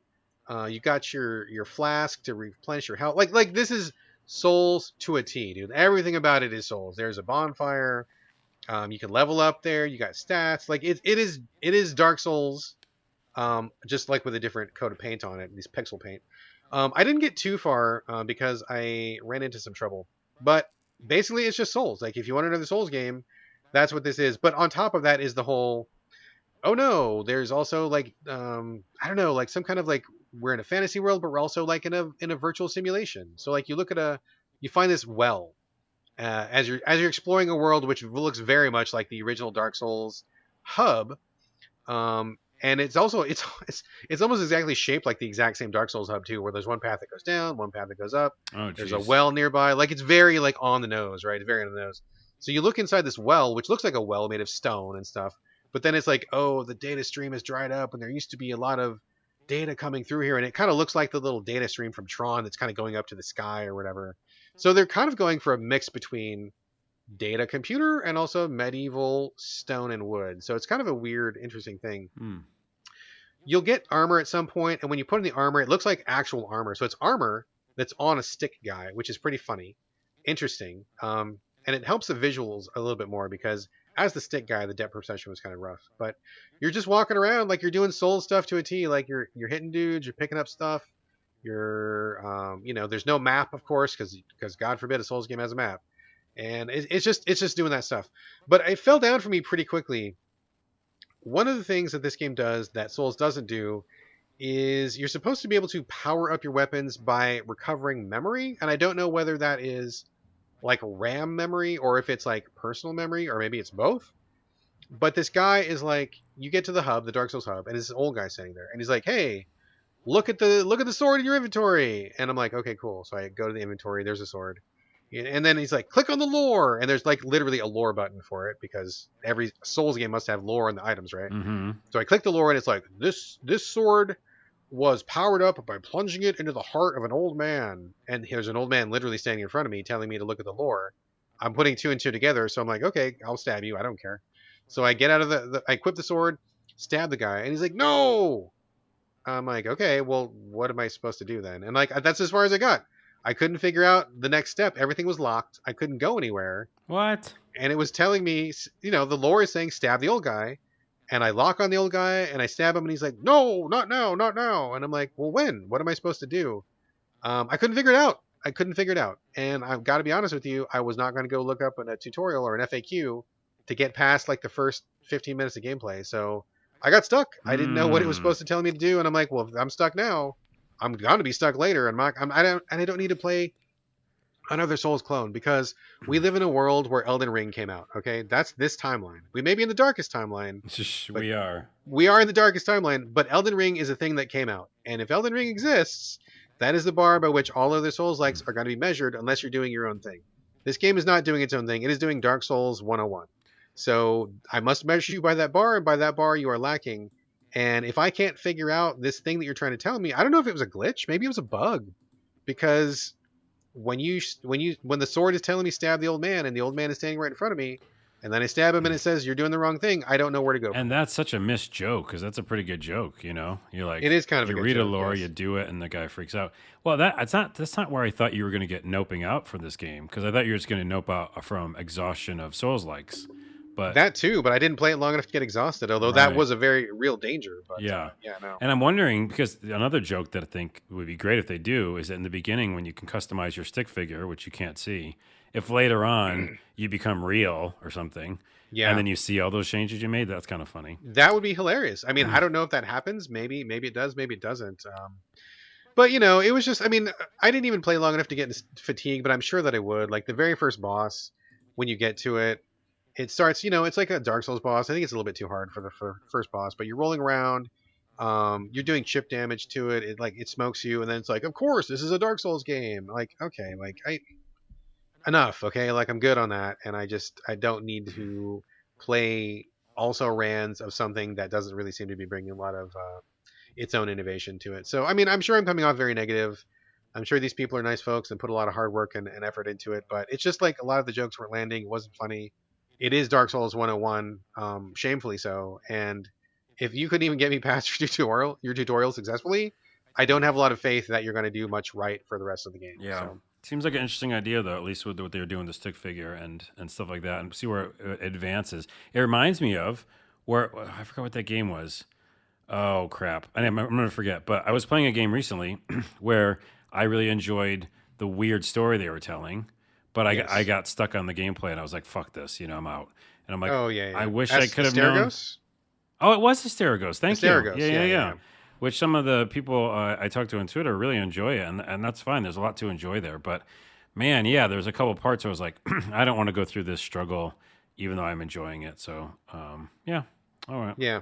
So bummer, but like, I'd be okay if the whole industry just kind of took a break from like Soul stuff for a while. And yeah, please do. And so anyway, last hero of Nostalgaia, I noped out, and there we go. But we're not going to leave the Souls train just yet. Nope, because choo indeed, my friend. We talked about the last Oricru last week, and we're going to be returning now.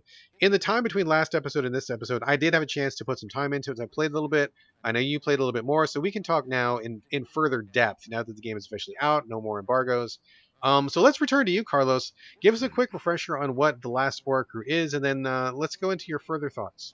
Yeah, so the story is a little confusing, but in general, you are a person who wakes up from, I guess, cryostasis or transport because I don't think you're of this earth that you are brought to. I don't think so. Yeah, but you're a human. I think male or female, right? I'm pretty sure you make the choice in the No, I think you have beginning. to be a man. You have Oh, to be that's a right. You have man. to be that guy because he's got that weird voice. Oh Yep. man, this character. So yeah, you're this character. Yeah, the only choices you can pick are if you're bald or like half bald. That is the strangest That choice is the ever. choice. It is a bizarre choice. Yes. There's a lot of bizarre choices about this game. And again, we played it early. I like the idea of it being a game where the choices actually matter, and they do, because we'll talk about it here in a minute. But action RPG, third person kind of game. You start off again, kind of figuring out why you're even in this like castle with these kind of overlord type people and these rat people, and you're just told that the rat people are bad, and the overlord type people want you to go kill them, and they're just really dicks or something. They're saying like the rat people are the worst thing in the world. But then if you start talking to the rat people, they're like, no, those guys are torturing us.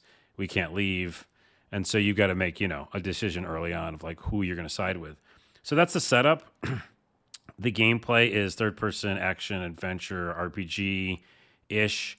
It's a little clunky. I remember it was clunky in the demo. It's still the same kind of clunky. I think you and I were talking about how, it's just like the aiming is a little weird. Yeah. The dodging's a little weird. I love the dodge, and it felt bad at times. AI is a little weird. Just things are a little off. But that being said, I was still like interested because early on, the story choices I was making and decisions I was making affected the game like immediately. Yes. Yes. And I loved that. And I was like so excited because I was like, this is the kind of thing I've been waiting for. An RPG world where choices are really apparent. And again, we'll do kind of a mini spoiler thing at the end of this to see where you went with it. And so that part I liked. But the part that we'll both go about is that it's too much Souls-like. Yes. Boy, talk about inappropriate Souls usage. Inappropriate Boy. Souls usage. That's a great way to say it. Because at some point you find a transporty futuristic thing, again, not explained, and you can level up with it and get like captain's log diaries. Yeah, and it's a bonfire. It's a high tech bonfire. Yeah. But I wasn't expecting that, because I played the demo. I don't think I saw that in the demo. Or maybe it was in the demo. I forgot. Anyways, but I just wasn't expecting the idea as soon as I went in there to do things. When I left that place, all the monsters are back. Yes. And so that was the part that made my heart sink because it's unnecessarily buggy and difficult at times. Mm-hmm. And so if you worked really hard to get to your area and you're making all these big choices and you really feel like you're affecting the world, to have that loop be in there just felt shitty. And it doesn't make any sense. It doesn't make any sense. I didn't even make sense. Before I let you, I'll do the hand off the baton. The other thing that really kind of sucked once I figured that out was there were definitely areas where the bad guys would just kill you. Yeah. And it wasn't like I'm not getting good or whatever. It was just like you have to like drink enough health potions or be like leveled up enough because you just go to around the corner and you just get killed. Like there's no option, I don't know if you know the area I'm talking about, but there's a kind of area in the castle where any direction you attack it, you like get killed by arrows immediately. Yes, I know exactly what you're talking about, and that was about the point that I quit playing the game. It makes you want to quit. That's like a rage quit point, and it is, yeah. So I'll let you go, and then I'll have some more final thoughts. But I mean, so this game reminds me a lot of some Eurojank adventures, which I really do like Risen. Elex reminded me a lot of Elex, absolutely. We love them. It's got that. It's not open like that. Like these are kind of fixed levels, which is fine. I don't need an open world all the time. But basically, that same kind of like Eurojanky sort of like the combat only kind of works, and the cutscenes are not that great. But the feeling of what they're trying to do kind of carries it, right? Yep. Like you get invested in the story. And I got to be honest, dude. I didn't think this story was going to grab me, but it actually kind of did. I really echo you in the sense that I feel like gameplay wise. I hated what this game was doing, but story-wise, I was like, "Oh, I definitely want to play more. I'm gonna see what's going on." The idea that you are somebody from not this world, and you have to kind of like use your technology and then kind of figure out what's happening with these other races and stuff is really interesting. But the soul stuff is just so misapplied here. It does not belong here at all. Like the idea, okay, so you cannot do any manual saves, which to me was a big red flag. Mm-hmm. No manual saves because sometimes you're still learning the game. Like I don't even understand like what they want me to do or what what's possible, and they want you to do they want you to commit early on to whatever happens, which is okay, I guess, but you have to at least first give me a chance to understand what's going on. Yeah. And I feel like they do the what's happens too soon, and I don't feel ready to commit to it by the time that they're asking you to let things go if you mess things up, right? For example, can I add to that before you do the example? Yeah. The first time I knew that that was a problem because I couldn't find the save button was I walked off a cliff, kind of like just almost to test it to see like, well, yes. I even walk off the cliff? Yeah, has it been auto saving? And it said minus something, like it said you lost something, and I go, I shouldn't lose something from falling off a cliff. And then it all started like falling down like a thing of cards or something. I was like, oh, I'm going to lose something because it's got some Souls-like stuff, doesn't it? Yeah. That's how I saw it.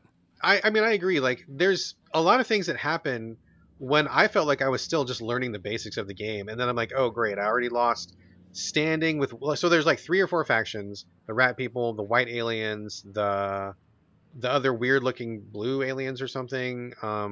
So there's at least 3 or 4 factions, and like almost everything you do gives you plus or minus standing with these factions. Yeah. And like I started losing standing when I still felt like I was going through the tutorial, and I'm like, okay, I'm not ready to commit quite yet. But like, it's also glitchy. Like there's also problems with this game. For example, so at one point you're supposed to do a sneak mission, and they have never talked about stealth.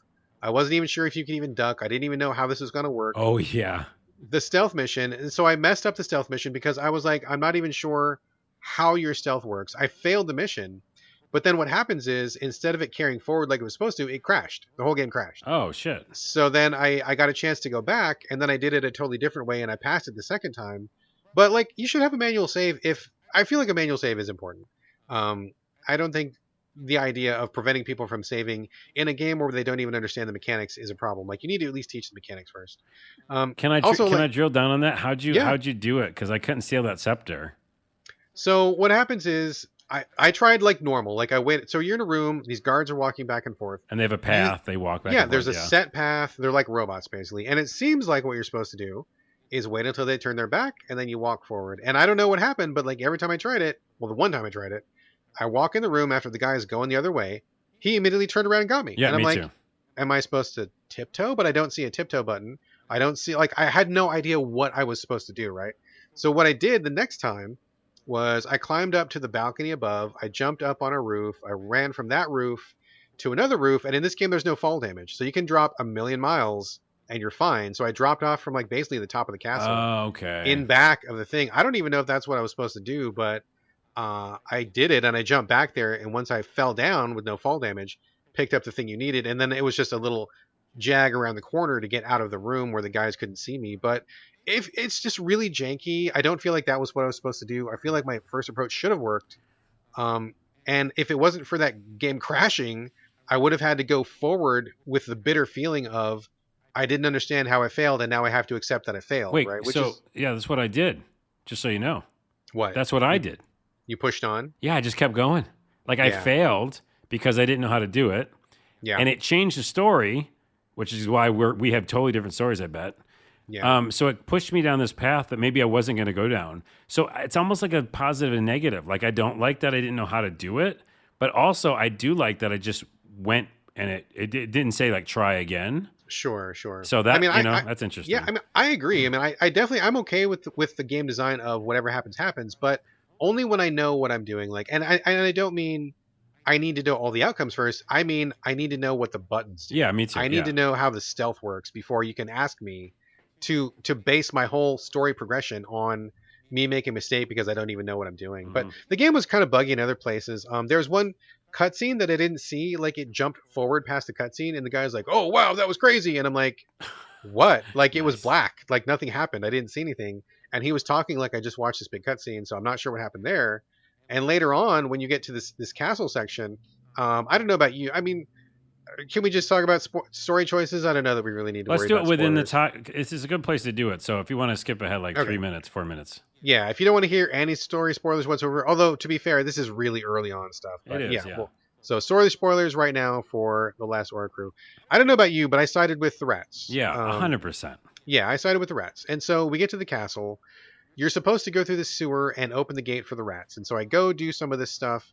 I get to the area. The rats are already inside the castle and they're fighting. And even though I haven't opened the gate yet, because when I got to the gate, it didn't work.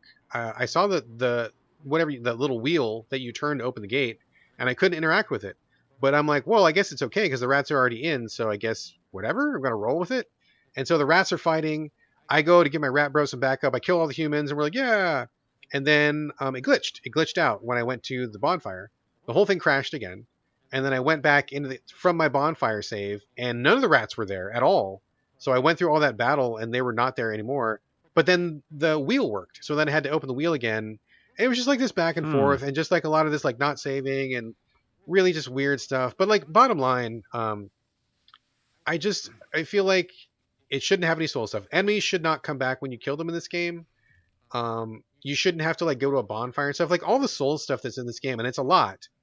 This game would be better off if they just stripped it out and let it play like a regular Euro style RPG. Well, kill the guys, they stay dead, level up if you want, progress the story, but like don't make me do the trappings of souls. It doesn't make any sense. right. And to that point, like we just said in the beginning, what we were interested in is the story parts that were, choices that you're making. Yeah. So Yeah. it's counterintuitive, or it's opposite to have Souls-like in here because you're Exactly. making choices that are lasting. I just messed up a stealth mission, and I went with it because that's what you said we're going to do, right? We're all going. The game's just going to push on. Yep. Yet the enemies reset, so it doesn't make sense. Like if they took that out, I would finish this game. You know what I mean? Like I would straight up come back to it. It doesn't even make sense in the context of the world because in the game they talk about you're a special person because you've got a belt that makes you immortal and you get revived at these bonfires or whatever. No one else in the world has a belt. No one else gets revived. You are they make a big deal about you're the special person. Wait, you and the other humans though, remember? You and the other humans. There's like 3 humans total that I've seen so far. That's the big deal. Like we need you guys because you guys are immortal. That's your special power. We need to you're the thing. So why in the world is everybody else in the world getting reset? Like it doesn't make any sense even narratively within context of the story. Right, because if anything, you should reset, and that would be the part of the story. You're like, yeah, exactly. That would make you the superior being because you can kill people. Yep. If you get killed, no biggie. You come back and they're still dead. That makes you a Superman. So going back to the game of Fairy Tales or Darkest Tales, yes, that's how it should be, right? And it would totally make with the story because they're like, this person keeps coming back to life, but we keep dying. And then you go back to a level and it's not as hard because you beat all of them. Damn it. Yeah, it doesn't make any sense. And I feel like they were so bound up on we want to have Souls-like elements in here. It just does not work. It's like you've got guacamole and then you put like a bunch of like brown sugar in it. Like I love brown sugar and I love guacamole, but those two things don't go together. And sometimes things just shouldn't go together. Yeah. So this game really misses that boat, man, hardcore, which sucks because the story is cool. Like being the immortal guy in this world of people who are not immortal is pretty cool. The story factions, the rats are kind of cool bros to hang with. They're kind of funny. I would have liked to see the story, but I'm not going to put up with this gameplay. I don't think I am either, and I really want to because, yes, I wanted to side with the rats, although they were a little excessive. They were like, now we're going to do revenge, but also we're going to like really do revenge. Yeah, they're like, want to kill everything. But and the other thing I was going to say is, what a weird choice for the voice acting. Oh my god, the voice acting is horrific, dude. I'm not going to call it either horrific or what. I'm not going to give it a name of what it is because I don't want to be hurtful to anybody who either A, voiced it, or B, likes that style of person. But for me, just give me the option because I'm going to be in this game supposedly for a long time. Is a kind of an RPG. So give me the option of who I want my character to sound like. Yeah. The fact that there's no option for the face or the head or anything besides bald. And then this guy's voice is very like, it doesn't fit the way he looks, in my opinion. It doesn't even fit the world. Like, I mean, and maybe that's part of it. Maybe because you're from some other culture, you're from some other species. He's an aristocrat or something. Yeah, it's just like fancy. Man, that voice is just really off-putting to me. I really didn't. And in fact, most of the voices I didn't care for. So. I didn't like a ton of them. I like the rat voices a lot. They're okay. Yeah. Right. But yeah, the main character who you're going to be with for a long time and you're portraying, you have agency over. He just seems like he couldn't be bothered by the story. He's like, well, anyways, I think it's pretty much like this. He's like, so I guess I'll do this if I have to. Anyways, I'll He's side kind with of these rats. yes, it's really flippant and sassy for a guy who just got murdered, wakes up, finds out he's immortal, and he's in a land of aliens that he doesn't know. Yeah. I would expect a little bit more of like, what the fuck's going on, and not just like, oh, I guess, where's the cafeteria, you guys? Yeah. Like, what do you guys have to eat around here? Guacamole and brown sugar? I don't want any. Or it's delicious. Let's delicious, do more. actually, from where I come from, which isn't Earth or is. I don't know. Yeah. Anyways, yeah, so I'll be here all week. Yeah, he's such a weird character voice. Yeah, it's just it's a shame because I think they had the core of something cool, but they went really wrong in the planning, and it's just I don't think I'm going to sit through it. I would literally just say if they're listening, I would literally finish this game 80 hours or whatever, 50 hours, even with the character's voice, and I would just kind of like get into it and be like, I'm the guy who doesn't care. What's going on, rat people? But yeah. I just can't have the Souls-like stuff because that's just making me mind-numbing. Yeah. And I know what I am, and I don't want to have to like level up to like crazy levels just to get through one area again. So frustrated. Well, I'll even do you one better. Like I as a token of goodwill to the developers, if they hear this, I'm sure they're very mad at us right now, and I don't mean to offend anybody. But if they went back to this game, if they patched, if all they changed was enemies keep their damage and don't respawn, just that one change. That's it. That would be enough for me to go back and play this game from start to finish. That is my guarantee. That is my promise to these developers. Me too. I'm making that promise too. I will make that promise. If you fix that, yeah, I will come back, and I bet you I will really have a great time with you. And all you do, watch, and developers listening, here's the thing. You can make it call the easy mode, right? You just change it to easy mode. Yeah, I don't then care. Your patch, which again, Brandon and I are going to start over. Totally, no problem. The patch just is that damage thing, right? Which I know I do a little bit of coding. It's not the craziest thing to do. So it's they stay dead, permadeath for the enemies, and they keep the damage, and their damage stays. Yeah, and that's on easy mode from the beginning. And we'll both restart the game. 100%. That is our Videogames promise to you. 100%. Fix that fix, and we will come back. We'll play the entire game from start to finish, and I am 99% sure we will both have a great time with it. But the main character might not care. At the end of the day, he will not care either way. He'd be like, guys, I guess this game's over. That's the ending of the game, by the way. He's like, guys, it's over, I guess. I mean, you can leave. I'm going to stay for the credits. But what do you guys to eat around here? Guacamole. A lot of guacamole and brown sugar. Yeah, that's a good name for the podcast, too. It is, but I think Halloween Is Your Heart is a pretty good one. Okay. That's a good one. All right. Okay, so that is it. One last game. And I said at the beginning of the podcast we're going to start strong, we're going to start strong. No, we never start strong. We're going to end strong by bringing a game which, full disclosure, I'm having a wonderful time with, and it is the sequel to a game which I already thought was wonderful, and it is even more wonderful for the sequel, which is really strange because I never thought I was even going to like this game, and in fact, I love it. What? Mario plus Rabbids Sparks of Hope. Boy, this is a great game. No reservations, no caveats. This game is just great from A to Z, from the small details to the large details to the gameplay to the design, the graphics. This is pretty stellar stuff. I mean, I hear everybody singing his praises. So, oh my god. Okay, so let's back it up a little bit. Mario plus Rabbids, to begin with, was kind of the love child of one of the Ubisoft developers. I forget the guy's name, but he gave a really impassioned speech at one point, and I think he was even crying that he was so happy he had the chance to make this game originally. And I'm glad that he did. I'm glad he fought for it, because this dude, he had it dialed in. He knew what the fuck he was talking about. That guy knows how to make games. So they take the Mario franchise. We've got Mario characters: Mario, Peach, Luigi, maybe Toad's in there. I forget. I'm not all the way through the game, so there may be more characters later. And then they take some Rabbids. If people don't remember, these are the minion-like mascots that are in some of the Ubisoft games. And full disclosure, I fucking hate the Rabbids. I think they're garbage. I do not like them at all. They look like bunny rabbits, but they're deranged, and monster rabbits. Yeah, they're kind of monster rabbits with weird buck teeth, and they just they're supposed to be funny, and they've got this weird kind of French humor vibe about them, which does not work for me at all. And I despise the Rabbids. But this game is so good, it makes me look past my disgust of the Rabbids, and I love this game, even with Rabbids in it. Um, so the original game was a turn-based strategy a la XCOM, where you have Mario and Rabbid characters. You're going up against the big bad of that story, and each person has their own abilities. Like everybody's got a gun, which is a little bit of a strange thing because Mario traditionally doesn't have guns, but they all have different like blasters or guns or bows or whatever. The Rabbids have their own weapons, and you go into a match with usually like two people, like Mario and somebody else, or you can change whoever, Luigi and Princess Peach, or whatever.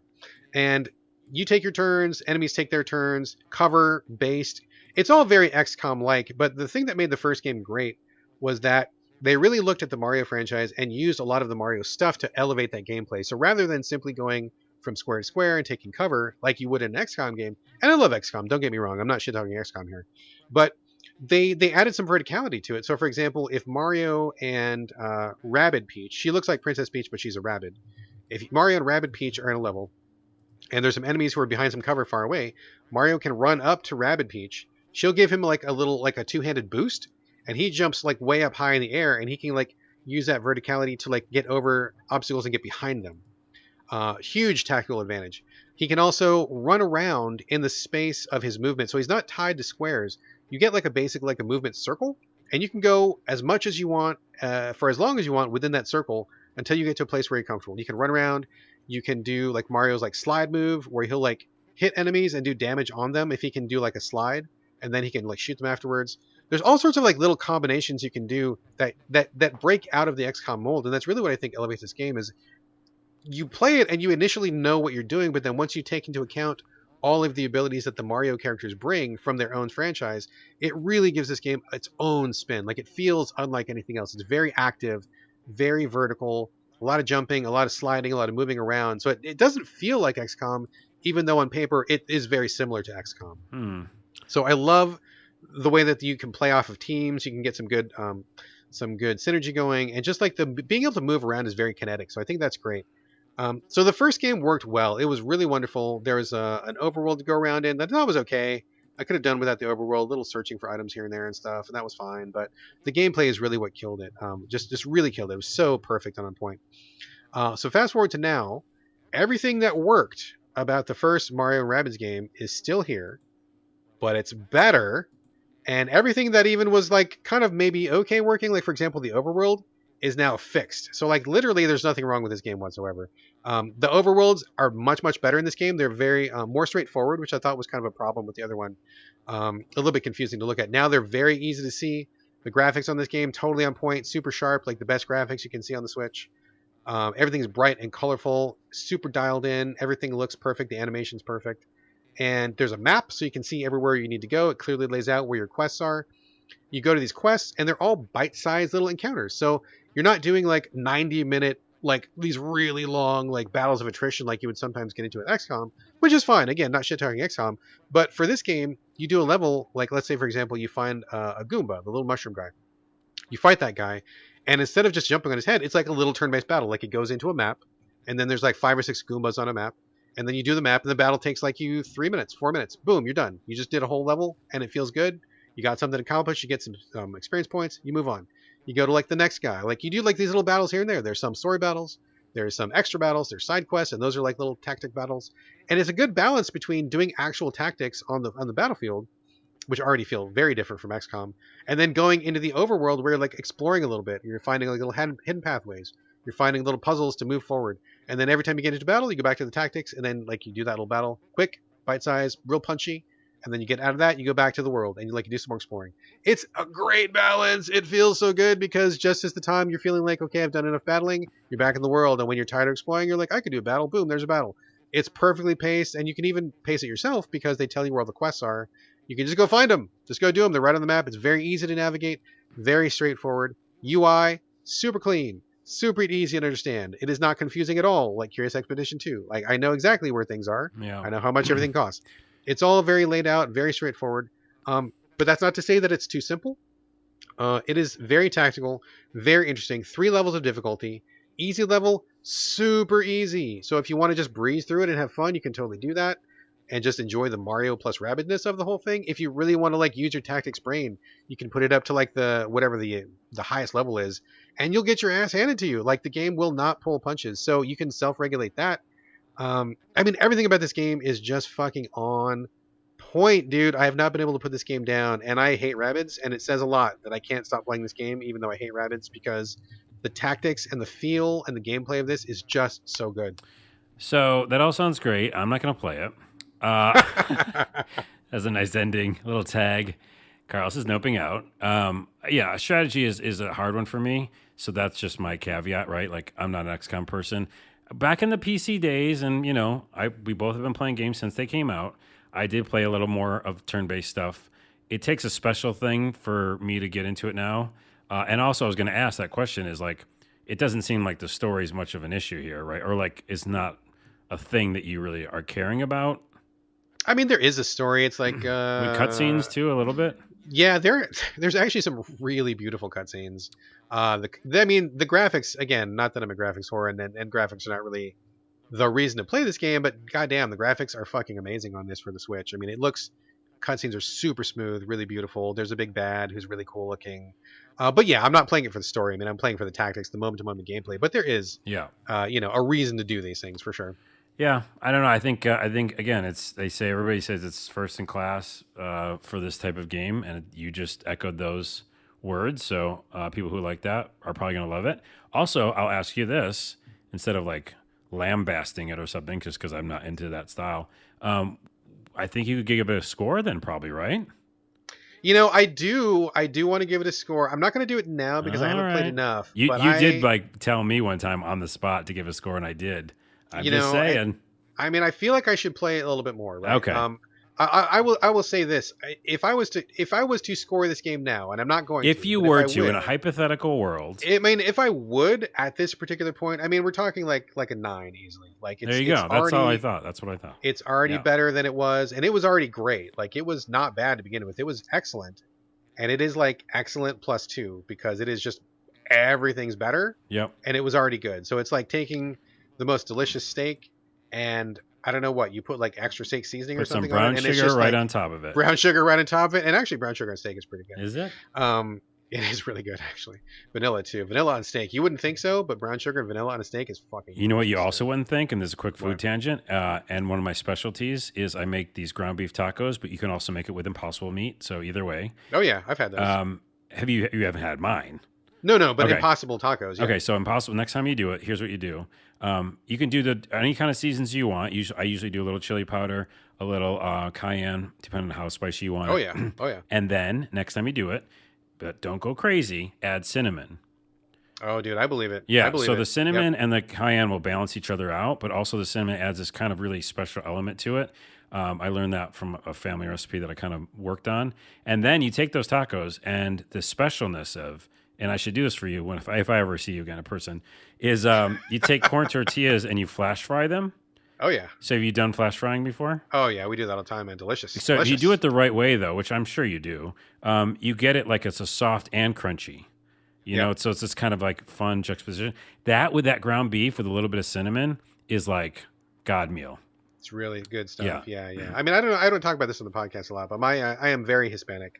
I present as a white guy, but my grandpa, he's from Mexico, and my mom, she's half Mexican. So half of my entire family, full on Mexican in California. So I definitely love the tacos. I definitely love the food and the culture and stuff. So yeah, for sure. That cinnamon and tacos is definitely a win. Now I'm gonna make them tonight. I think. Fuck. I am signing off on that for sure. Okay. But bringing it back to Mario plus Rabbids. Yeah, I mean, I'm gonna play a little bit more before I give like my official score. But like right now, this shit is like airtight, nailed in, totally spotless. Every single thing is polished. I can't find a single thing wrong with it. Yeah. Other than the taste factor of Rabbids, but even that's not deterring me. This game is pretty incredible if you've got a Switch, or if you like tactics, or if you like the first one. I mean, this is just, hats off, dude. Like, yeah, it's it sounds like when I was talking about Stray, because I think for me, my personal opinion, they nailed everything, including the environment, the UI. And so when a game does that for you, it becomes like a perfect game almost. Yeah, it's basically a perfect game. So I'll play longer just in case anything pops up. But man, it's all lights are green so far, by the way. And also, a small tangent. This speaking of Stray, we had a new writer who wanted to join Game Critics, and he did a tryout review for me to see, do you have any writing skill? Do you know what our style is all about? Is this going to be a good fit? And he picked Stray as his Oh, tryout review, and he brought the hammer down on that game so hard. It was bringing me life, dude. It was bringing me life because what? he did not like it at all. But he did such a great job of justifying his dislikes. I mean, it was an excellent review. So I brought him aboard. We're going to be seeing his work very soon, and I actually think I may publish that review because I think it's a good one. Whoa, But I might have a nemesis. you maybe have a nemesis out there. That dude did not like Stray at all. It's impossible. So it's sometimes in the gaming world there's objectively incorrect answers. So unfortunately that's the one. But all right, well check it out. Check it out. All right, Mario plus Rabbids Sparks of Hope. Pretty fucking amazing game. I'm all in. So that is it for the show. A couple of shout outs really quickly. I want to give a big thanks to people who have retweeted the show. Really appreciate helping us extend our reach and getting the word of the show out there. Jeremy Powers from the 4-Button Podcast. Thank you very much. Sentient Plus from the Monster Dear Monster Podcast. Thank you very much. Dr. Funfrock, who is the creator of Dungeons of Dreadrock, which is an amazing fucking game. Everybody should play that. Good friend of the show, Night Dreamer, longtime Game Critics reader, and also Mike Burnett, who made Nadir, which we talked about, I think it was last episode or the episode before. Yep. Thank you all. Thank you all very much for the retweets. Really, really, really appreciate it. And let's see, anything before we go here, Carlos? Any one last thing before we go? I got two last things before we go, and it's what do you got? Tied to the name of our podcast because we didn't do a lot of Halloween type stuff, but here's a couple Halloween things at the end. Okay. So you and I both are watching a really great series that we might have already mentioned on Shudder called 101 Scariest Moments in Movies or Great Horror series, Movies. yes. Yeah. Great series. Super awesome. I'm on episode 6 right now. But that got me thinking about Halloween specials and things to watch. One that's coming out tomorrow at the time of this recording is called The Poloni Show. And it's How do you spell that? I think Paloni. Okay. But it's Justin Roiland. Do you like him or not? I feel like you don't. I don't like him. Yeah. No. I don't. So it's not for you. But at the same time, he's just like featuring it. So basically it's got his weird characters and voice and art style and stuff. And then it has the special, which is, based on Halloween stories. They're all shorts from different creators. Oh, interesting. So I think even if you don't like him, he's kind of like the overarching, thing that brings it all together. Sure. And it looks a little gross and stuff. But at the same time, those I know some of the people who created some of that stuff. Not like personally, but, I've watched them on YouTube and stuff. And other just creators you might not know of. So I think that's a really cool idea to make a Halloween special, but it's actually also featuring a bunch of new, creators. I'm always up for a good anthology. I really do enjoy anthology series, especially when they've got like multiple different people chipping in. So I'm always up for that. Yeah, Halloween anthology. Come on. And the other one is I know you've seen the movie, and I haven't. So I'm going to watch it, I think, tonight, actually. But John dies at the end. Oh, fuck, dude. I love that movie. So I had forgotten about it, and I don't know why I never finished it. Or I think I started it once, and I know I wanted to watch it. So I'm going to watch it fully tonight. But I learned about it because I was on TikTok, and the author, because it's a series of books. It is, yeah, it is. They have a new book out. Oh, I had no idea. I didn't do my homework, so I'm looking it up real quickly. And it looked just like really interesting, the title, and then also... I just love sci-fi and weird horror type, books and stuff like that. So anyways, the thing I saw on TikTok got me into wanting to see the movie. So I'm going to go watch it. That movie is a great movie. Yes, I love that movie. I have not read the books. I've heard a lot about the books, but I just don't read anymore because who has time for that? But the movie I thought was really, really cool. Liked it a lot. So I had a great time with it. Definitely check it out. I think you'll really enjoy it. Oh, I think it's called If You're Reading This Book, You're in the Wrong Universe, which is like such a fucking cool name. Yeah, if this book exists, you're in the wrong universe. That's fucking awesome of a title. Like, that'll make me buy your book. Yeah, and exactly. it's David, Jason Pargin writing as David Wong? What does that mean? This is his pen name, isn't it? David Wong was his pen name. Oh, okay. But anyways, it's like I can't read that book, though, which I really want to because it's in the series, right? Yeah, you're going to have to start at the beginning, and I think John dies at the end. I mean, that in itself is a book title to get me to buy that book, because he tells you up front John dies at the end, and then you're like, oh, Yeah. well, that is a very strange proposition for a book. I think I must read the rest of it. So I'm wondering now what the movie's based on, if it's just based on the first book. I have no idea, but check it out. Check out the movie, and if you like anything that's in the movie, which I'm sure you will, maybe check out the book series and see what that's all about. I think I'm going down the rabbit hole because that title alone is amazing. And so, yeah. So that's all. I just thought I'd tell people because I'm about to go down that rabbit hole. So maybe go down it with me. You're gonna dig it, dude. You're gonna dig it. All right, cool. One last thing before we go here. I just started watching Abbott Elementary with my family. Have you heard about this show? I probably have. Let me look it up. It's created by Quinta Brunson, who is a black actress who I've seen her in a couple of other things.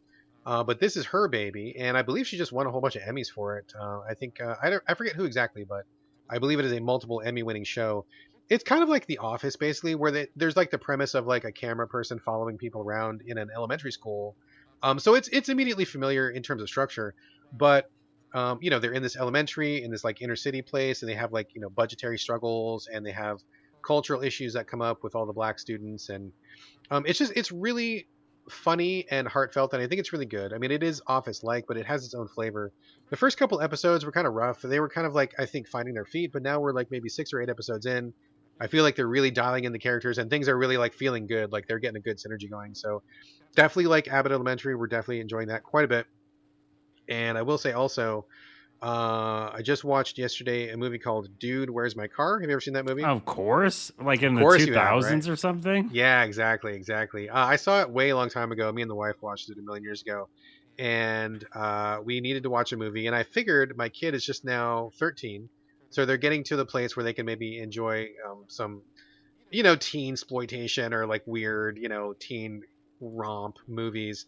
And we watched this, and I was a little bit worried because I wasn't sure if there was going to be any like stuff that is not cool anymore. I will say that there was one instance of the word fag which we were not thrilled about, and it was really kind of like thrown in. They could have easily cut it out, and it wouldn't have changed anything. It would make the movie a better thing. There's also there's 2 transgender characters in the movie, and I don't know that they were. Oh man, it's like maybe I'm not the one to judge, right? I'm not the one to judge, but I felt like it was okay. Like I don't feel like it was as cringe as it could have been, as it has been in other movies. And in fact, by the end, I feel like it was okay. But if there's anybody out there who has an opinion on that, I would love to hear that opinion. But apart from those 2 things, I felt like the movie was pretty okay overall in terms of nothing crazy racist, nothing crazy sexist. Yeah, that's crazy. Outside of jokes or whatever. I mean, it was okay. We had a good time, and it's such an absurd, weird, like stay out all night kind of crazy adventure. We had a lot of laughs. The marijuana smoking dog, I think, is probably the funniest thing in that movie. But there's a lot of stuff that's pretty quotable, and it's a pretty good time. So if you're in the mood for a like early 2000s kind of dumb comedy, it's got Ashton Kutcher and Sean William Scott, I believe his name is. Oh my goodness. Yeah. Pretty fun. So just strap in, and it goes places that you wouldn't expect, and it's kind of a fun time. And it's definitely not as offensive as it could have been, which I guess is backhanded praise. So, dude, anyway. if you gave me the Brad Galloway bingo card for what you're gonna bring at the Before You Go segment, Dude, Where's My Car was not on that list. Not on that list at all. Not even close. It was like in a book far away. So crazy. Also, a couple of other real quick things in Netflix. If you're a family, which you are, we are, you might want to check out The Curse of Bridge Hollow. Ooh, what's for that about? Halloween times, because it's a brand new Halloween movie. Ooh, okay. With a little bit of humor and weirdness. It reminds me of that Adam Sandler one, kind of. I didn't finish it, by the way. I am watching it, but like I do nowadays, I watch movies in segments sometimes. But it just seems like, family-friendly, weird town that people move to, this family moves to. Okay. And they're like really obsessed with Halloween in this town, and it's got some humor and stuff. So check it out. It seems if you're like a family, I think it's good for that. Is it Curse of Ridge Hollow? Bridge Hollow. Bridge Hollow. Okay, gotcha. It's on Netflix. Also, the other thing I'm very interested in, but I don't know if I'm going to watch. It's called Exception. It's kind of like an anime in a way, but it says it's in the distant future where humans are forced to leave Earth. Tomorrow. Next week, yeah, for sure. Yeah. And a spacecraft is carrying a 3D printed crew of specialists sent to terraform a new planet. And then the graphics look like kind of CG. So very perplexing to me. But is this on Netflix or where's it's this also on Netflix, yeah. Okay. So both those I'm going to check out. But there you go. All right, right on. All right, folks, that is it. That is the absolute end of the show. Thank you very much. As always, we'd love to get your questions and comments. Hit us up at sovideogamespodcast@gmail.com.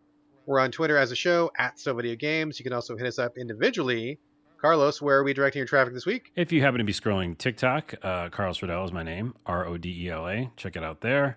And also, if you are an indie game, and this will be the end of every episode now, maybe not, but if you're an indie game and you want to get your word out there with such weird sketches as the ones you find on my TikTok, which you can also see on my website, go to dodgerollmarketing.com, and I will try to help you out, make some weird videos for your game.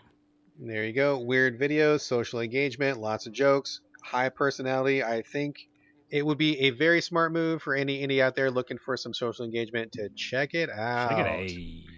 All right. As for me, same as always, Twitter and Instagram. It's my name, BradGallaway, all A's, no O's. And that's going to do it for episode 306. Thank you again for joining us here on the So Video Games podcast, and we will see you again next week. But in the meantime, this is bye from Brad. And boo from Carlos, because it's the Halloween episode that we only said. Oh, yeah. To Halloween. Wait, this is not our Halloween episode. No, it's not our... Next week but is our it's Halloween called, episode. the title's Halloween, so I did the boo because of that. You did the boo. That makes sense. But for anybody who's listening... Yeah, by the way, you are the true fans. You are the true fans. You are the winner for sure. We love you very much. You are our best fans. And you'll know next week is the Halloween episode. Yeah, so boo, because what I meant to say is the next episode's Halloween.